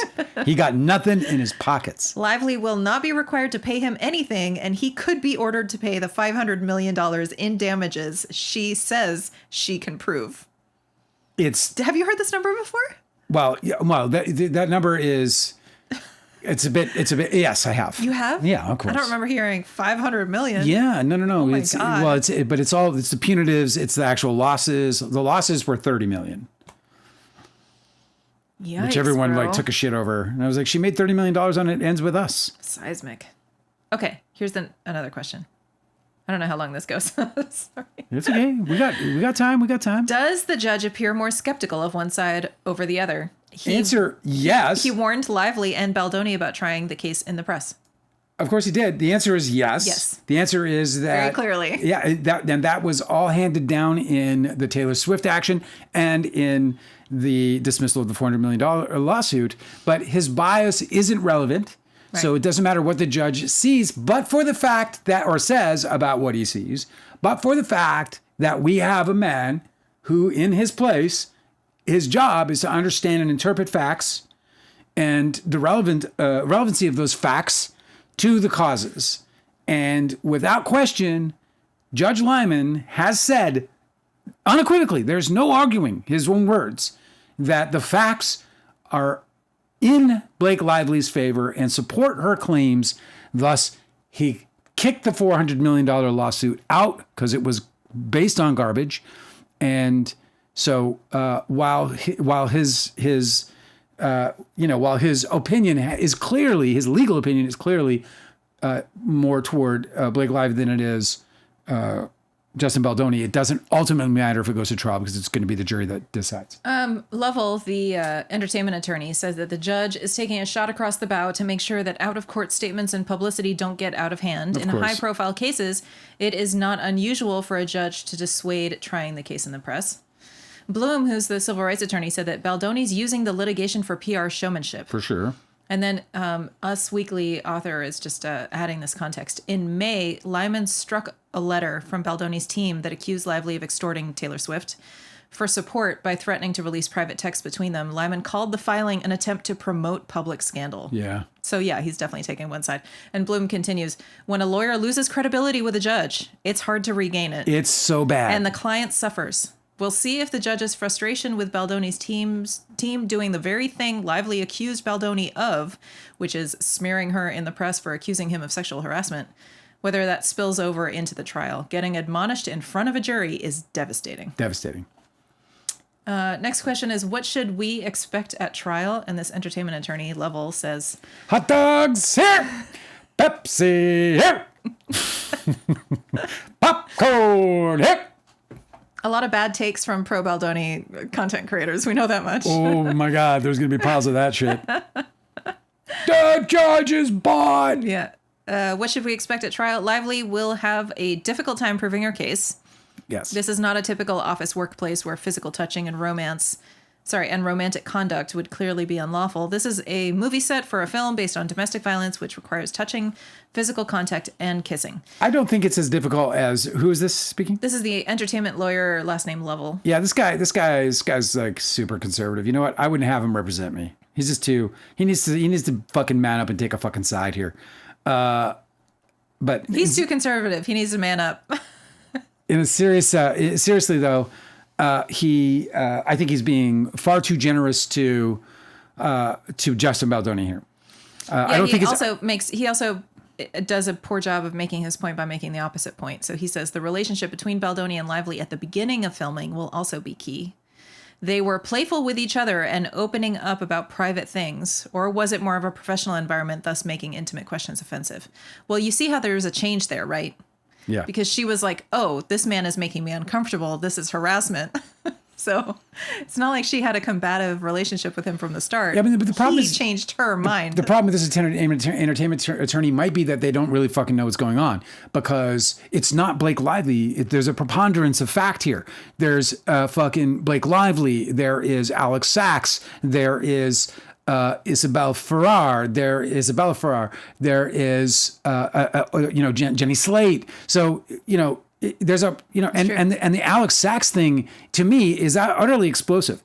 And this is the part that I don't think any of these lawyers have grasped onto, or whether or not they're weighing that fact. But when you have a producer of 22 movies previously and being a producer on this set of a female persuasion, right, is sitting there saying that she is physically intimidated by Justin Baldoni, who acted in a violent manner in response to her answer to his question. I mean, it was violence, man. So you're talking about Alex Sachs' testimony where she said devastating to him. Slammed his hands down and yelled her name. It's devastating because it proves a hostile work environment. And when you prove a hostile work environment, it gives credence to the SH. So it's almost one of the requirements of SH, unless there's obviously an overt act.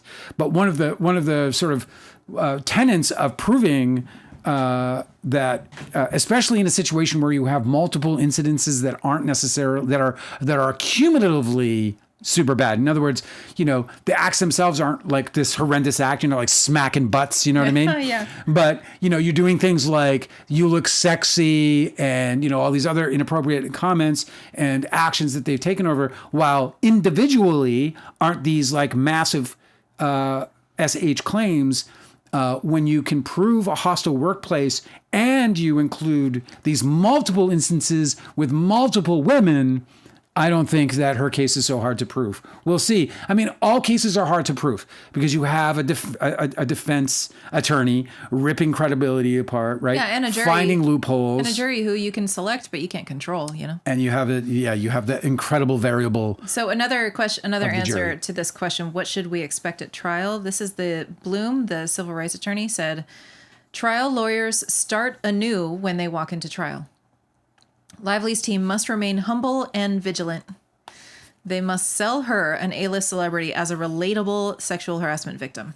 They must tell the story in a way that an everyday person can relate to her. She'll have the burden of proof, and they must meet it on every claim." Blake Lively did what every victim would do in a situation where they felt harassed, and she reported it. And while the events that she reported weren't the most egregious she's ever experienced in the wild, crazy world of Hollywood, the retaliation was unprecedented. I think they could basically just make the case that they're like, hey, remember the Me Too movement? How we were always saying, how we all agreed that when you experience harassment or whether you witness harassment, you're supposed to speak up about it? Yeah. Cool. Okay. And then here, have you guys heard Justin Baldoni in his depositions say that she was truthful and correct in all of her allegations about sexual harassment It's a on the mess. set? You guys heard that? Okay, Yeah. cool. Yeah, it's Moving a on. Do you guys see this text message where he sends to his publicist where he says, we need something like this, and it's like a smear campaign that he's basically directing them to do. You see that? Okay, cool. You see this other text from his publicists talking to each other about how they're congratulating each other for a smear campaign well done. You see this testimony where Jamie Heath said that the 17-point document was reasonable? Yes. Oh my God. I know. It was perfectly reasonable? There's more. Like, they're just going to be like, okay, you see all that? Okay, that's a wrap. Go deliberate. You know? Okay, what do their lawyers say is the next question. That's a weird question. What do their lawyers say? Well, I don't know. Fucking Your Honor? Interview them, you know? Oh, they do interview them. Okay. Lively's attorneys, Ezra Hudson and Mike Gottlieb. Yeah, apparently they broke silence and wind. I didn't know this. Yeah. Okay. They told Us Weekly that she sees the case as an opportunity to stand up for other victims. A quote. I guess this is a joint statement. Yeah, by Hudson and Gottlieb. 1 year ago, Blake Lively filed a complaint with the California Civil Rights Department to continue to stand up for a safe workplace after the experiences she and others had on the film It Ends With Us. They noted that despite a billionaire-financed effort to bury her, Lively is more determined than ever to shine a light on the forces that work behind the scenes to silence and discredit women who dare speak up. Baldoni's attorney, Brian Friedman, who inexplicably is still speaking for him in public. Like, I don't know why anybody... Probably the other attorneys were like... Yes, that's true. You continue go being ahead, man. You I'm be gonna the public fucking- face of this fucking sinking ship. Okay. Baldoni's attorney, Brian Friedman, tells us his clients are deeply grateful for the support and kind words they've received over the past year, adding that they trust that the truth will ultimately prevail.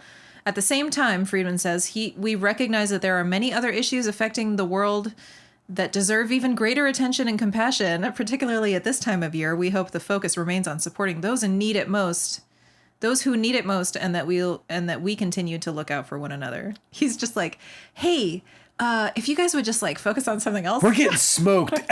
Listen to me, man. We're getting smoked, but there are people getting smoked worse than us. You know what I mean? Like, the truth is, you guys would just talk we got about it pretty something- good. Like, Justin is, his career's completely ruined, and this is going to cost him tens, if not hundreds of millions of dollars. He is, however, he's surfing. You know what I mean? He's surfing.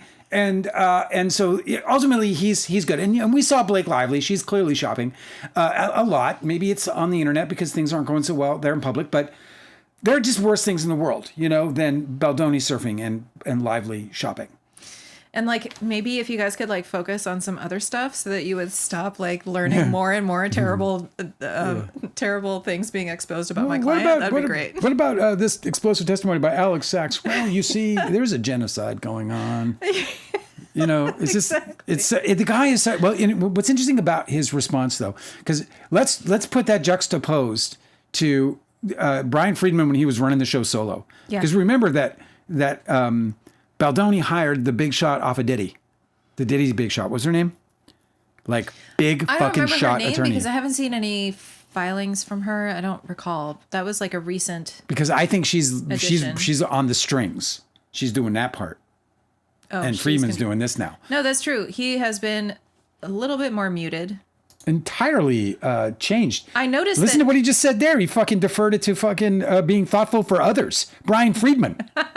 Brian fucking Friedman. I know. I also thought it was super rich that the judge admonished him, or maybe it was like from his own legal team after they brought on some professionals, where they're like, you can't just continue going on fucking Megyn Kelly. Like, this is terrible for your client.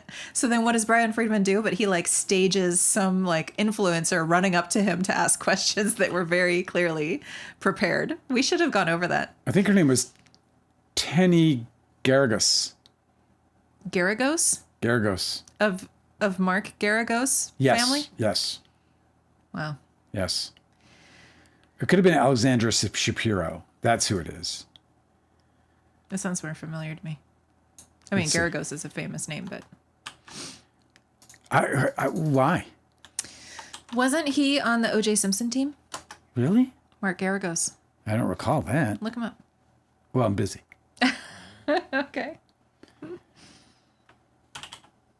Yeah, it's Alexandra Shapiro is a prominent criminal defense attorney hired by actor Justin Baldoni in September 2025. Yeah. So it's her, and then now you got me fucking doing all this shit. You see what I do here? Garagos, American criminal defense attorney. I ain't never seen this man's face before. He was very famous. It was O.J. Simpson, right? Uh, He had a high-profile case. I can't remember whose it was, but it was some celebrity, or maybe Famous it was clients. It was just.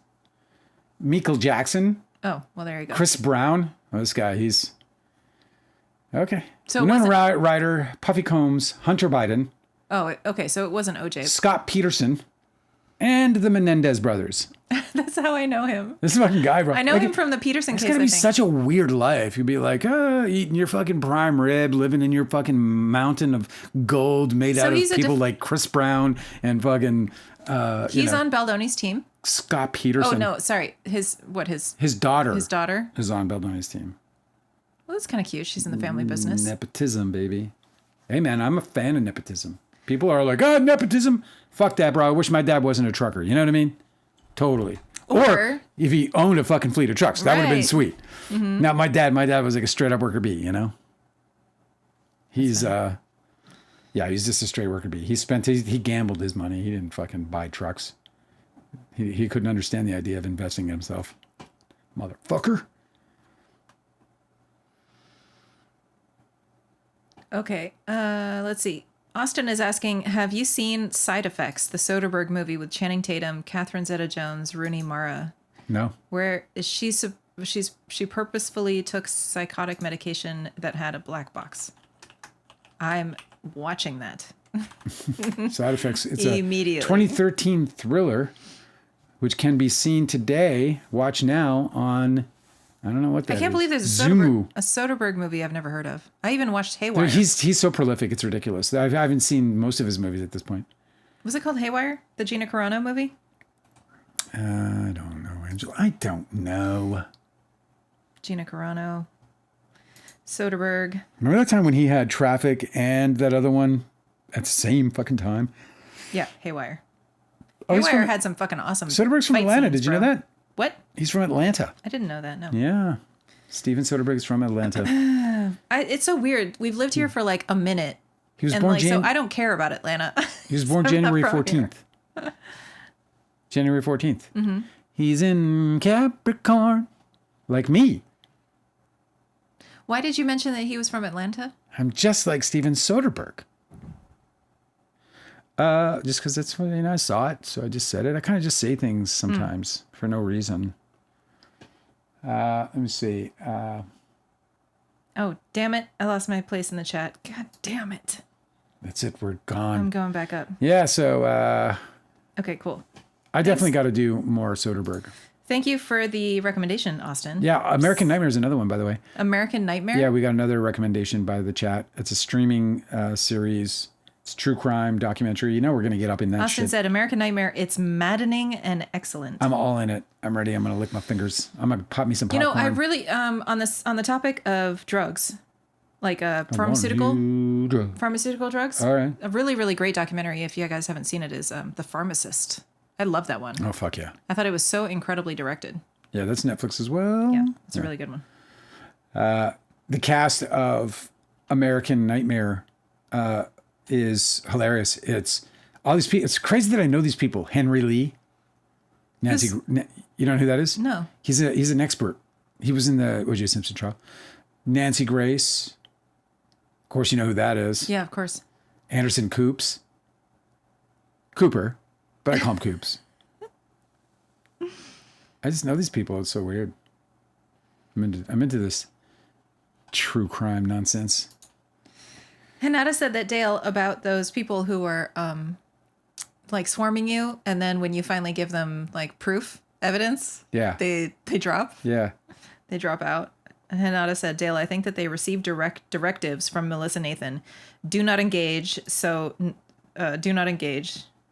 They stir up controversy, but when pointed to facts, they go radio silent. Yeah.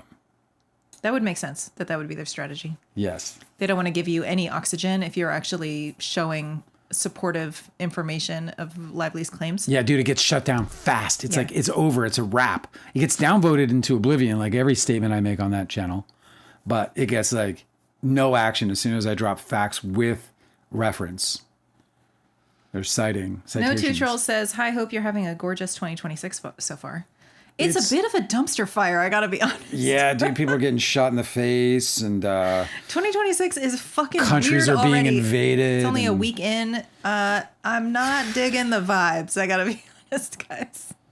It's been a rough Hopefully start. we can turn this right around. You know, I don't know what's gonna happen, but the first month of 2026 was supposed to be the easy month. Well, there are some fun Here we go. I don't have it's not official yet, but like we might be able to bring on we might have secured a small enough investment to be able to, but significant enough to bring on an editor for the live. And if we can do that, I'm going to start writing a book. Straight to the top for you. I'm just going to write a book. I'm ready to write another book. So there's that, like in terms of the new year and my anticipation for it, because I want to write another book, man. I'm ready.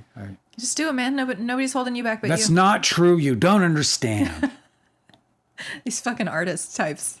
You know what I I have mean? no idea. Well, first of all, I am so fragile when it comes to where this about That's me. true. Like if somebody, like I work in the morning, like I write in the morning, and if somebody knocks on the fucking door, No, I know. I'm a wrap. Well, so I have it's such so a hard funny. time getting back in. I used to listen to the podcast Script Notes with Craig Mazin and John August. Yeah. And Craig Mazin, it's stuck in my brain because I was so offended. And I don't know why, because I don't have any stake in this. I'm not a screenwriter or anything. But they were talking about some professional screenwriter had been in a car accident and was recovering, but that they couldn't get their pages done. And so it was like an issue for, I think the context was like the WGA had to get involved and like negotiate some sort of thing because the guy couldn't continue writing on a project because he'd been in an accident. Yeah. And, you have to have this sort of contingency for these sorts of things when you're employed to work as a creative. Sometimes life gets in the way and you can't be creative. Well, Craig Mazin, very famous screenwriter, he started boasting about how there's absolutely nothing that could ever happen in his life that would keep him from performing as a screenwriter.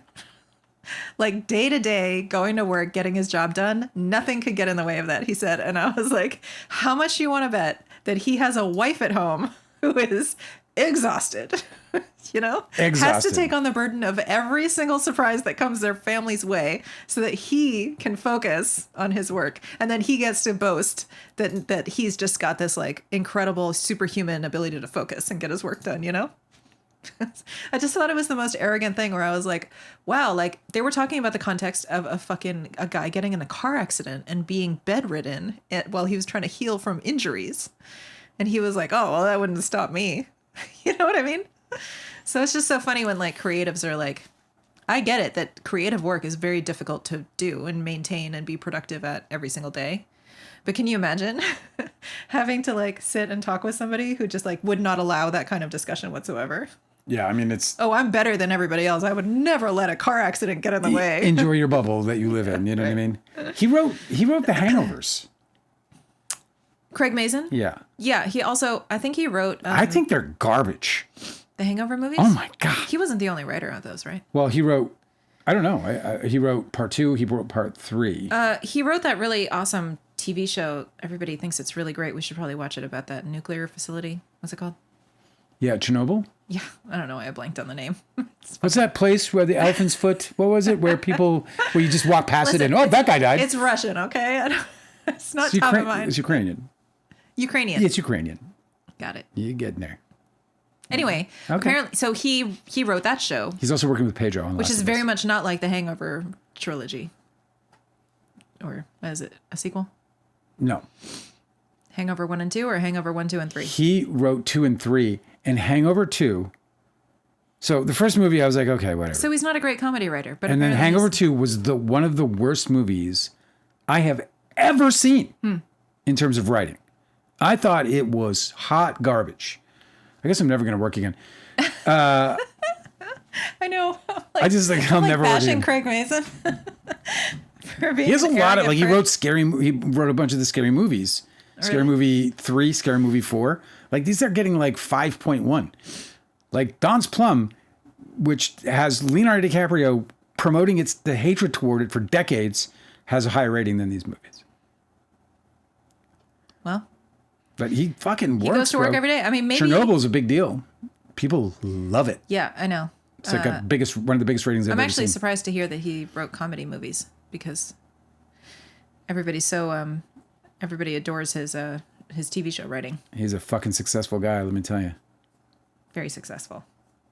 They have a good podcast if you're interested in screenwriting.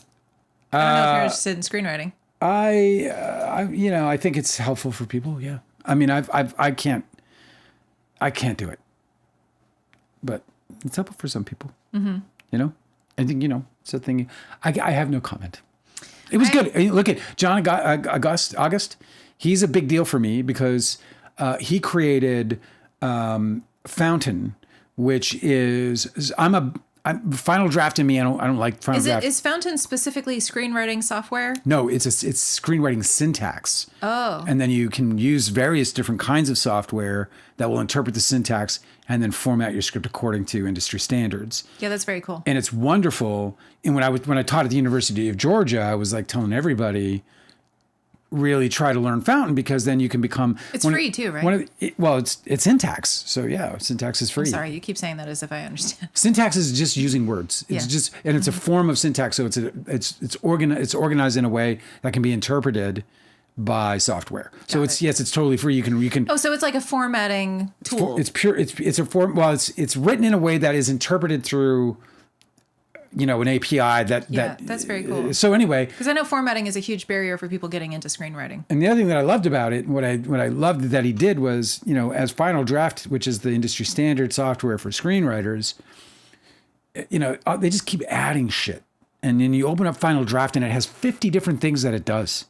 It's got the corkboard over here and it's got the fucking whiteboard over there and it's got every kind of fucking thing and organizational tools. It's like a video game. You're like in a cockpit. It's the most distracting, horrible thing ever. Yeah. It's just, and they keep doing that in order to keep selling upgrades because, you got to buy it for $75 more. Oh, if you want the budgeting software, that's $75. And they're just trying to turn it into this big, monstrosity that writers don't need. And so what I love about what John August did with creating Fountain, the syntax of Fountain, is that he created a distraction-free ability to write your screenplay without buttons. And you can write it on any software, whether it's Google Docs or, maybe you're a coder and you could, on one hand be doing, in that notebook, code for your fucking website. And then on the next tab, writing your blockbuster. So it's a beautiful thing. So it's not that I don't like those guys and I recognize the significant impact that they've made. Chernobyl's a massive deal. Last of Us is a huge deal. The guy's a fucking, an absolute fucking killer. He's got 4 huge projects going right now. He's a titan, but for whatever reason, for me, that podcast never resonated enough for me to stick around. Yeah, they do a lot of it's very industry heavy. Like when there was a WGA strike or whenever they have like new rules or something, they'll go over all of the Writers Guild stuff. And I feel like it's very informative even as an outsider for that kind of stuff. Yeah, if you're interested in knowing anything. I feel like if I was a working screenwriter, I wouldn't know any of that shit. And it's good that they're helping people. Yeah, I think for screenwriters, it's probably an invaluable resource. The only thing I want to do with screenwriters is I want to teach. I want to help people get better. Yeah, like tell stories that are compelling and that get Just be better writers, just be better writers. Like whatever story you tell, I don't care if it's compelling or not, but like tell it the best you can. And, so I want to teach more than I want to do anything. And we're going to announce that soon, by the way, because I am going to be teaching. And it's not just teaching, it's collaborating on the academic side or the educational side. I love it when you get a chance to do that. You're so happy. Like you definitely are in your groove when you're able to work with writers and help people craft their work better. Listen, man, you know what I didn't have? A single fucking human being help me. Not one. I had to learn every bloody thing myself, and I had to sit there and get it wrong for, I don't know how long, bro. How long? I don't even know. To the point where I gave up, basically. And then I was like, okay, I'm not going to give up. And then I sat down and I banged out like a really solid script. And I was like, holy fuck, it's sunk in. Because I read like dozens of books and, I couldn't afford to do labs. And because of my reputation, thanks to Leo, I also couldn't like qualify for things like Sundance and whatever else because, it was blacklisted. So I was just completely on my own. So to have the opportunity to be able to give somebody any kind of an advantage at all is a thrill for me. Yeah, that's so sweet. Yeah, You're such a sweetheart. It's wonderful. Well, that's nice, but it's just it's totally selfish. I feel great. It's not selfish. I feel great. I help them. Where they're like, I feel wow, great. thanks, Dale. And you're like, exactly. And look, I think that's more important than them feeling good. You know what I mean?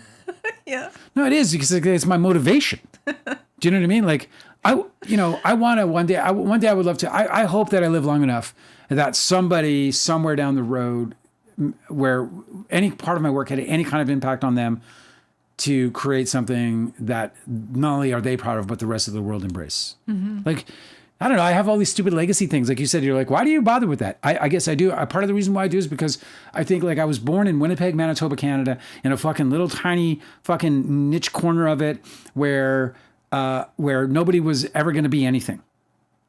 Nobody around me was ever going to be a fucking thing. Everybody's future was this thing that I felt was like mundane and just repetitive and just like cogs in a machine, And so, yeah, I wanted to, dig my way out of that. I think it's also very, I think it's common for people with like heavy Capricorn placements to have ambition that is very Saturnian. Like Saturn is basically the father time, right? Figure. Father time, yeah. So like your ambitions are time focused. You want longevity. When all of your ambitions, you're like, am I going to build something lasting? Capricorns are really interested in mentorship too. So you're like, am I going to build something lasting that helps other people? Yeah. And that I can become an authority in this space and be helpful to be a mentor to them, Yeah, I just remember. Feel like it speaks very strongly about your, you have a stellium in Capricorn in your third house. I just remember immediately thinking that, and this is like also a Leo 10th, I just wanted to do something super special with my life that would last beyond it. My parents, they like were into all the legendary country and stuff like that. Mm-hmm.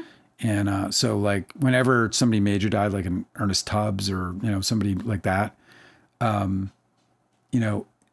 we were listening to their records. Yeah. Like their ghosts are in these, to me, like, when I see. That is a really big deal. It's amazing things. Like, it's just like, there they are. They're like that voice. Like, think of how many people, and this is, of course, now we're in the digital age, but before the digital age, like you'd have to get a fucking, like a recorder and stick it in your mom's mouth and be like, stick it in your mom's face and be like, say something for the future. Yeah, right. Do you know what I mean? And now like people have like, they're still, they're like, oh, my mom's, fucking 75 years old. So I save every message. Do you know, they have an archive now. And so that's maybe that might change things or might have already changed things dramatically in terms of that psychology. But when I was growing up, the only way that you could survive beyond your death was to leave something behind to do it with. Beyond just like a little microcassette of like, hi, Mom, it's me. I'm dead. I just, I I struggle to relate to any of that because none of that just ever mattered to me. Yeah, you couldn't give a shit about that. Like I grew up, I spent many formative years, like 20 years of my life spent in Los Angeles, where I was surrounded by a bunch of really ambitious people who wanted fame and fortune, and also like a little glimpse of what like celebrity and admiration for their talent, you know? It was never like that. It was always so strange to me, where I was, like the idea of having like a super normal life where that you never do anything memorable is completely cozy and fine for me. It's just strange. I really like to be a helper. Like I love to be a supportive person for those people who have big ambitions, but I really do feel like they're a curse. Because like if you have like super big ambitions, are you ever going to be satisfied? Are you ever going to be happy? Is it ever going to be enough? You know? Yeah, I mean, it is. Let me tell you, man. I had really giant, big, fucking huge ambitions. You know, I was like in a band by the time I was 14 years old. I was on a stage as a comic at 18. And I moved all the way to fucking Hollywood by the time I was 24 years old. It was just constantly, headed in that direction that I felt destined to arrive. And when Dawn's Plum happened, I mean, it was joy. It was just pure bliss. Yeah, of course. And of course, I was like, waiting for the next thing. And I'll tell you, the same thing happened with the book, unexpectedly, When I finished that book and I sat down, I was like, all right, I'm going to give this fucking thing a read top to bottom. I was like immensely proud of the work, bro. I walked away from that going, holy fuck, like people might actually read this thing 10, 20 years after I'm dead. I'm so glad that you got that picture, that perspective of it too, because you should be really proud of your book. So it's very rewarding. Thank you. It's very rewarding. It does. It's like, but of course I want to write an even better book, right? Certainly I want to write a novel. I want to make a follow up to Dawn's Plum. So ambition doesn't go away. And yeah, maybe it is even swollen up a little bit, but, but it doesn't, but there's an immense satisfaction in everything leading up to that. It's why, when you look and you see like these massively huge, successful, people like Leonardo DiCaprio was worth hundreds of millions of dollars, right? Like people are like, fuck, if I could just retire from my job. Not in Hollywood, right? People are working until they're fucking dead. What did Harrison Ford say about, his about him still working, right? Don't they need really old people in movies?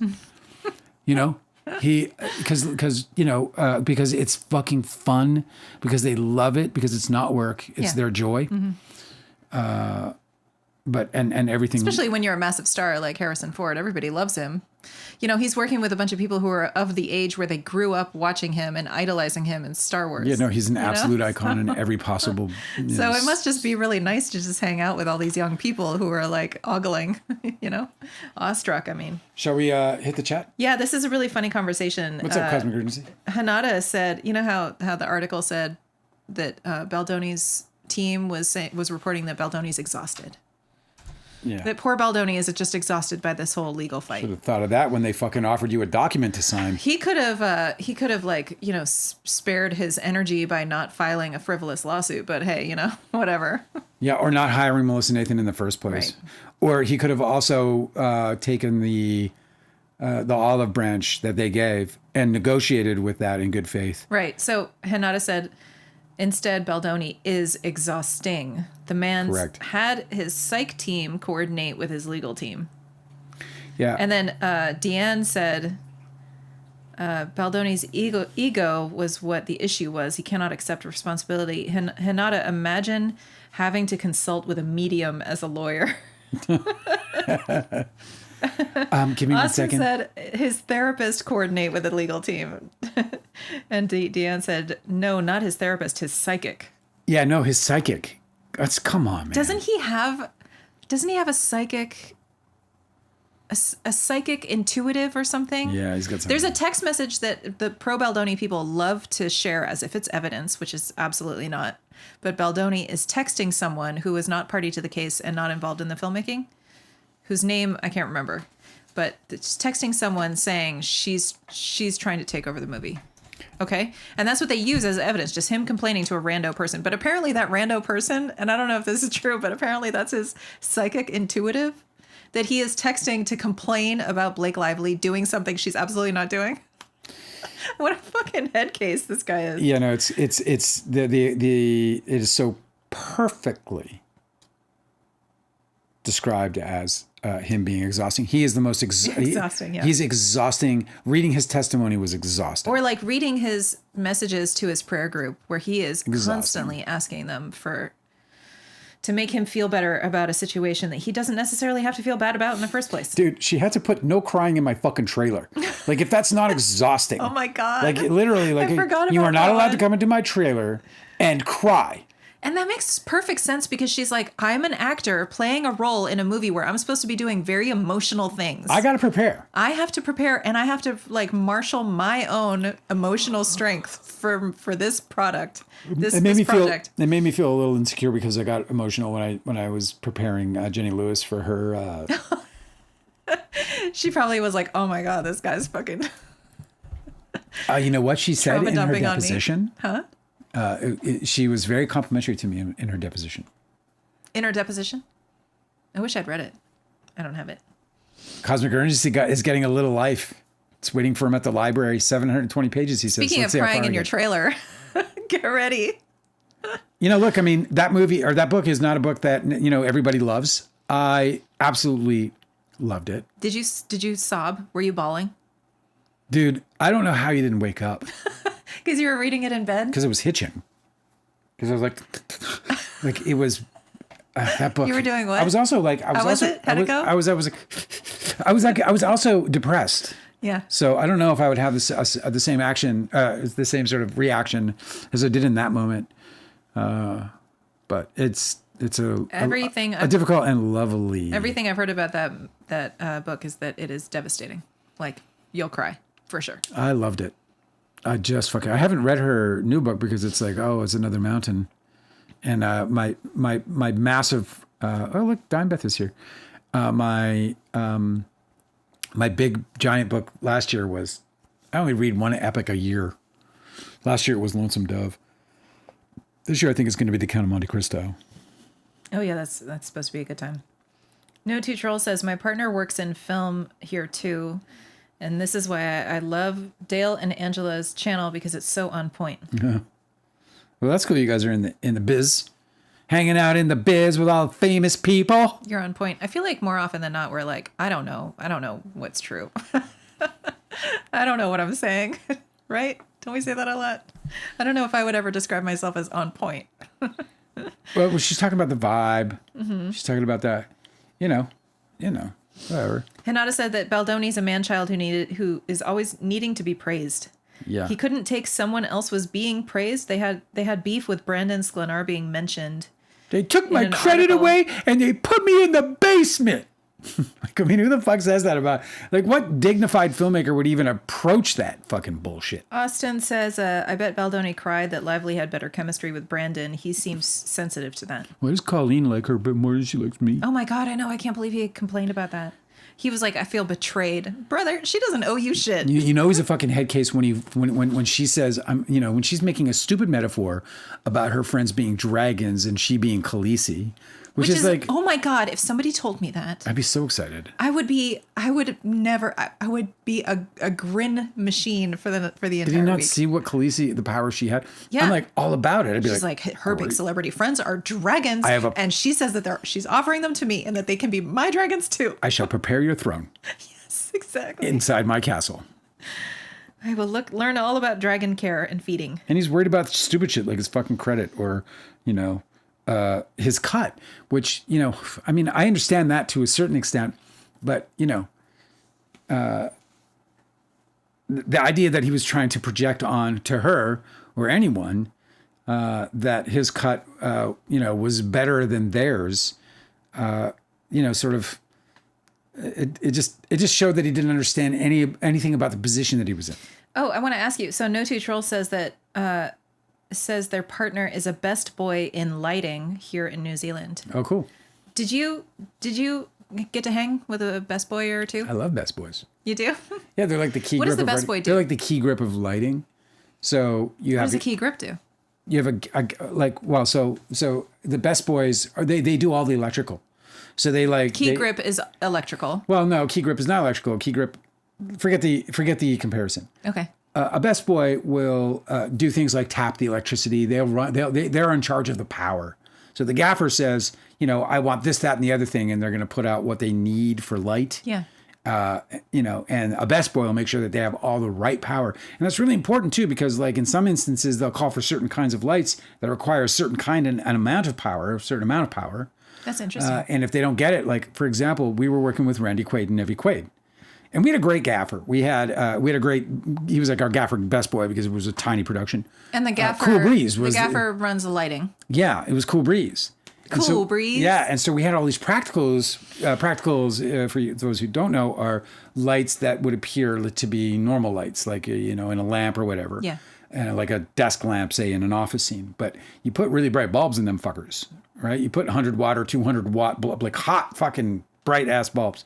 So it looks like normal light because you're exposing to it. But like, on set, it's just like, migraine city. Yeah. So, but he ran too much power to these practicals over Randy Quaid's head.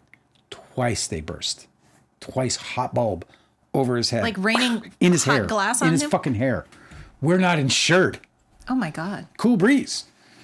So I take Cool Breeze aside. I'm like, what are you trying to do? That's not cool. What are you Cool trying Breeze. to do? You don't think I got enough fucking problems? You think I need to fucking kill Randy Quaid today?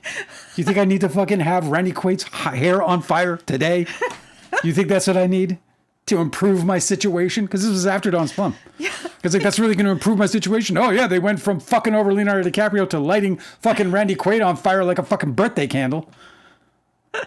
Randy was a sport, bro. He had fucking these hot bulbs busting up on top of his head. And he's like, it was hot and it left some red marks and it was fucking, but didn't burn him badly. Oh my God. No lacerations. We got the glass out of his hair safely.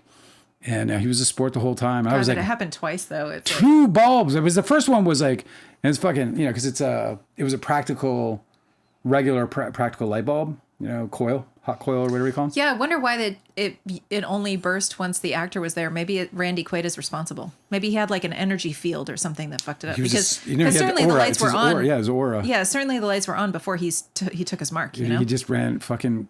He ran too much power. Did Cool Breeze. The bulbs. He was running like some kind of fucking. I don't know what he was running because the fucking cables were like that. That's all I can tell you. Crazy. Yeah. Best Boys. I bet they're strong.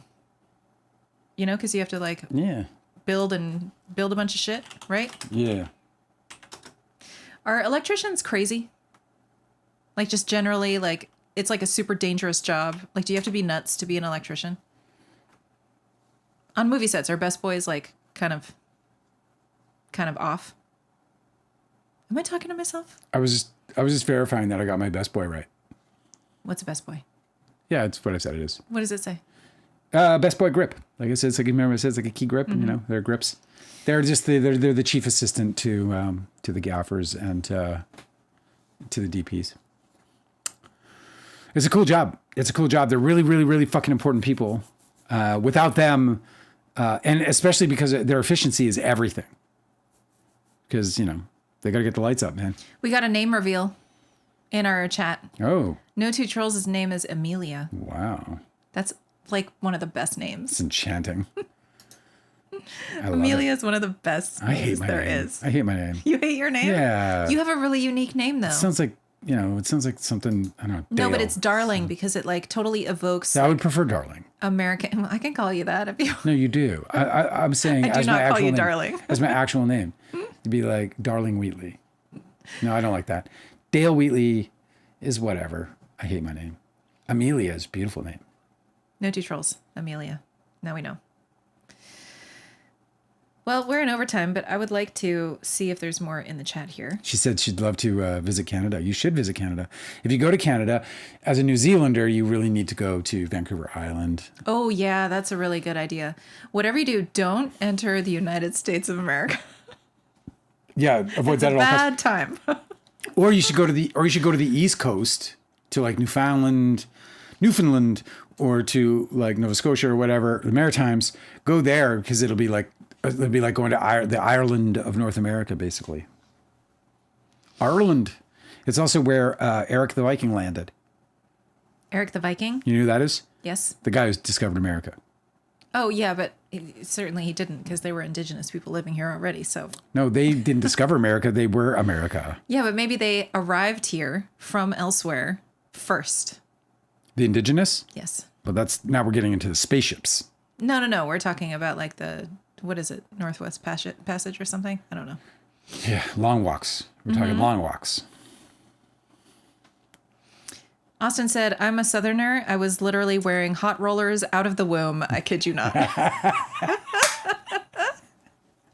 Hot rollers is the best, man. Oh, dude, we had friends. Oh, my mom had the ones where when she put them on, there would be a wisp of steam, I guess, because her hair would be wet or something. And she'd get these ones that come out of they were like in a case that she plugged into the wall. And she comes out and she was quitting, and you'd see like little smoke coming off. I'm like, is your hair burning? She's doing magic. She's sitting there putting this fucking war paint on so she can go and fucking, the funny thing is like she was doing all that. I love that you do this movement too when because there's no way she put her makeup on like that. But that's how you're picturing it. That's her powder? She would, yeah. She would, and she would do all that to go work at a retail job where she was actually in the back. Like it was like a stationery store. People go and buy cards and paper. That's what she would do. Pens. She would go fucking like work for an hour just to go into this place where absolutely nobody cared. Like, that's really funny. Not a soul cared. Yeah, but it made her feel nice. Yeah, see, Cosmic Urgency is right. He said Dale Wheatley sounds like a dork. And I just totally agree with that. I am a fucking dork. Have you seen my profile? Watch this. Look at that. That is a dorky profile, if you've ever seen one. What do you mean? Because look at everything about me is dorky from the side. It doesn't. You don't. From the dorky. front, I'm enchanting. I like how you stuck your shoulder out like that. Alluring, is it not? I'm alluring. I wear dark capes. I like my martinis dirty. No Two Trolls' boyfriend, partner, says, during this time he watches Dale and Angela when I'm watching. He thinks Baldoni's a huge creep. Yeah, he's so creepy. We'll say, what's up? What's up, best boy? That's what I'm talking about. Okay. I think I have to leave soon because my nose is all stuffy. You getting all stuffed up, are you? Yeah. I have like some sort of allergy. Well, it was a tremendous fucking good time, mates. Loved hanging out with you. Oh, Hanada's sharing a story about once being sanctioned by a judge. That was a bad day at work, huh? Oh, shit. I went too hard on a lawyer who was charging illegal administrative fees. We appealed and prevailed. Sanctions were lifted. Friedman baffles me. Yeah. I'm not a lawyer. Friedman baffles me. I don't know how he can conduct himself this way. He just has like one of those I don't give a fuck genes, which is like super strange antisocial behavior where like you don't actually care about consequences. And I think it's really jarring because people who have been raised to have like, like professional conduct and like moral dignity, like it's really strange to encounter people like this that are like super successful when they clearly don't give a fuck about decorum or any of this other. I mean, these are all just arbitrary rules that I guess anybody could just break, I think that we are as a whole here in the world, we are generally pretty amazed about what like Americans in general get away with. Yeah. Or have the fucking audacity to even attempt, and whether it's politicians or lawyers or athletes or whatever. Cosmic Energy says, not to mention you're wearing a Mork and Mindy shirt, which I suppose is maybe dorky, maybe. But what it really is it's the love of this man. Mork. Robin Williams. You know what I used to do before I go do stand-up comedy? I would watch his New York, I forget what it was, Radio City Music Hall special, I think it was. Oh, just as a warm-up? I would watch his live, before every show. I would sit at home and I'd watch that, like, in a room, quiet, door closed. To get, like the ambient effervescence of his, like, cocaine problem. Yeah, his cocaine like, try to get, but, like, riddled. Like, obtain it by osmosis. It was all about that improv, It was all about feeling that improv, about feeling and also just like, yeah, I mean, he just put me in a place. And what's interesting enough is that I didn't even find his actual like stand-up so funny to be so funny. But guys, don't forget to like the live if you can. Yesterday I try to keep the lives or the likes around 10%. Yesterday was kind of not a great show though, because I was like super tired. It was our first show back and You know, no two trolls didn't show up, and that really broke my heart. So I couldn't recover. Happiness in Your Life is with us and is asking, did you Yes. watch the 48 Hours show on the Ferris family? I think it was called The Ferris Wheel, True Crime in Georgia. No. But I want to watch it now, though. Yeah, let's go. You want to put some popcorn on and watch some true crime tonight? Yeah, sure. Sounds Ladies and gentlemen, we are not going to be live in a moment. It's time to not be live. That's not to say we are going to be dead. Alive. We will be alive, but not live. Thank you so much for hanging out with us again. We really do truly enjoy it. And yeah, when we were gone for those 4 days, I got to tell you, man, I felt the. Oh yeah, me too. I felt it. You know, I know. I was felt like, wrong. Yeah, there was like I was like restless. I was like looking at my clock. It was I like was 7 o'clock. I was like, I'm not supposed to be here right I was now. like, am I grounded? Yeah. I can't see my friends. But I did. I'm still. I reduced my headache from migraine to headache, which is a step in the right direction. So you know, I just needed a little recuperation. While we also had some extra business on our own to. Why to have are to you deal with. living in the past, bro? This is a new week. It's a disease. More horrors await tomorrow. No need to live in the past. I need psilocybin. That's why. I got to get some psilocybin. Thank you so much for hanging out with us again tonight. We appreciate you so much. We hope you'll come back again tomorrow because we will be here at 6 o'clock. And, maybe there'll be some more fun stuff to talk about. But if not, we'll invent it, won't we? Yes. Thank you again. You guys are absolutely amazing. And say hi to your spouses. Good night, you guys. Good night. Say hi to your spouses. Yes.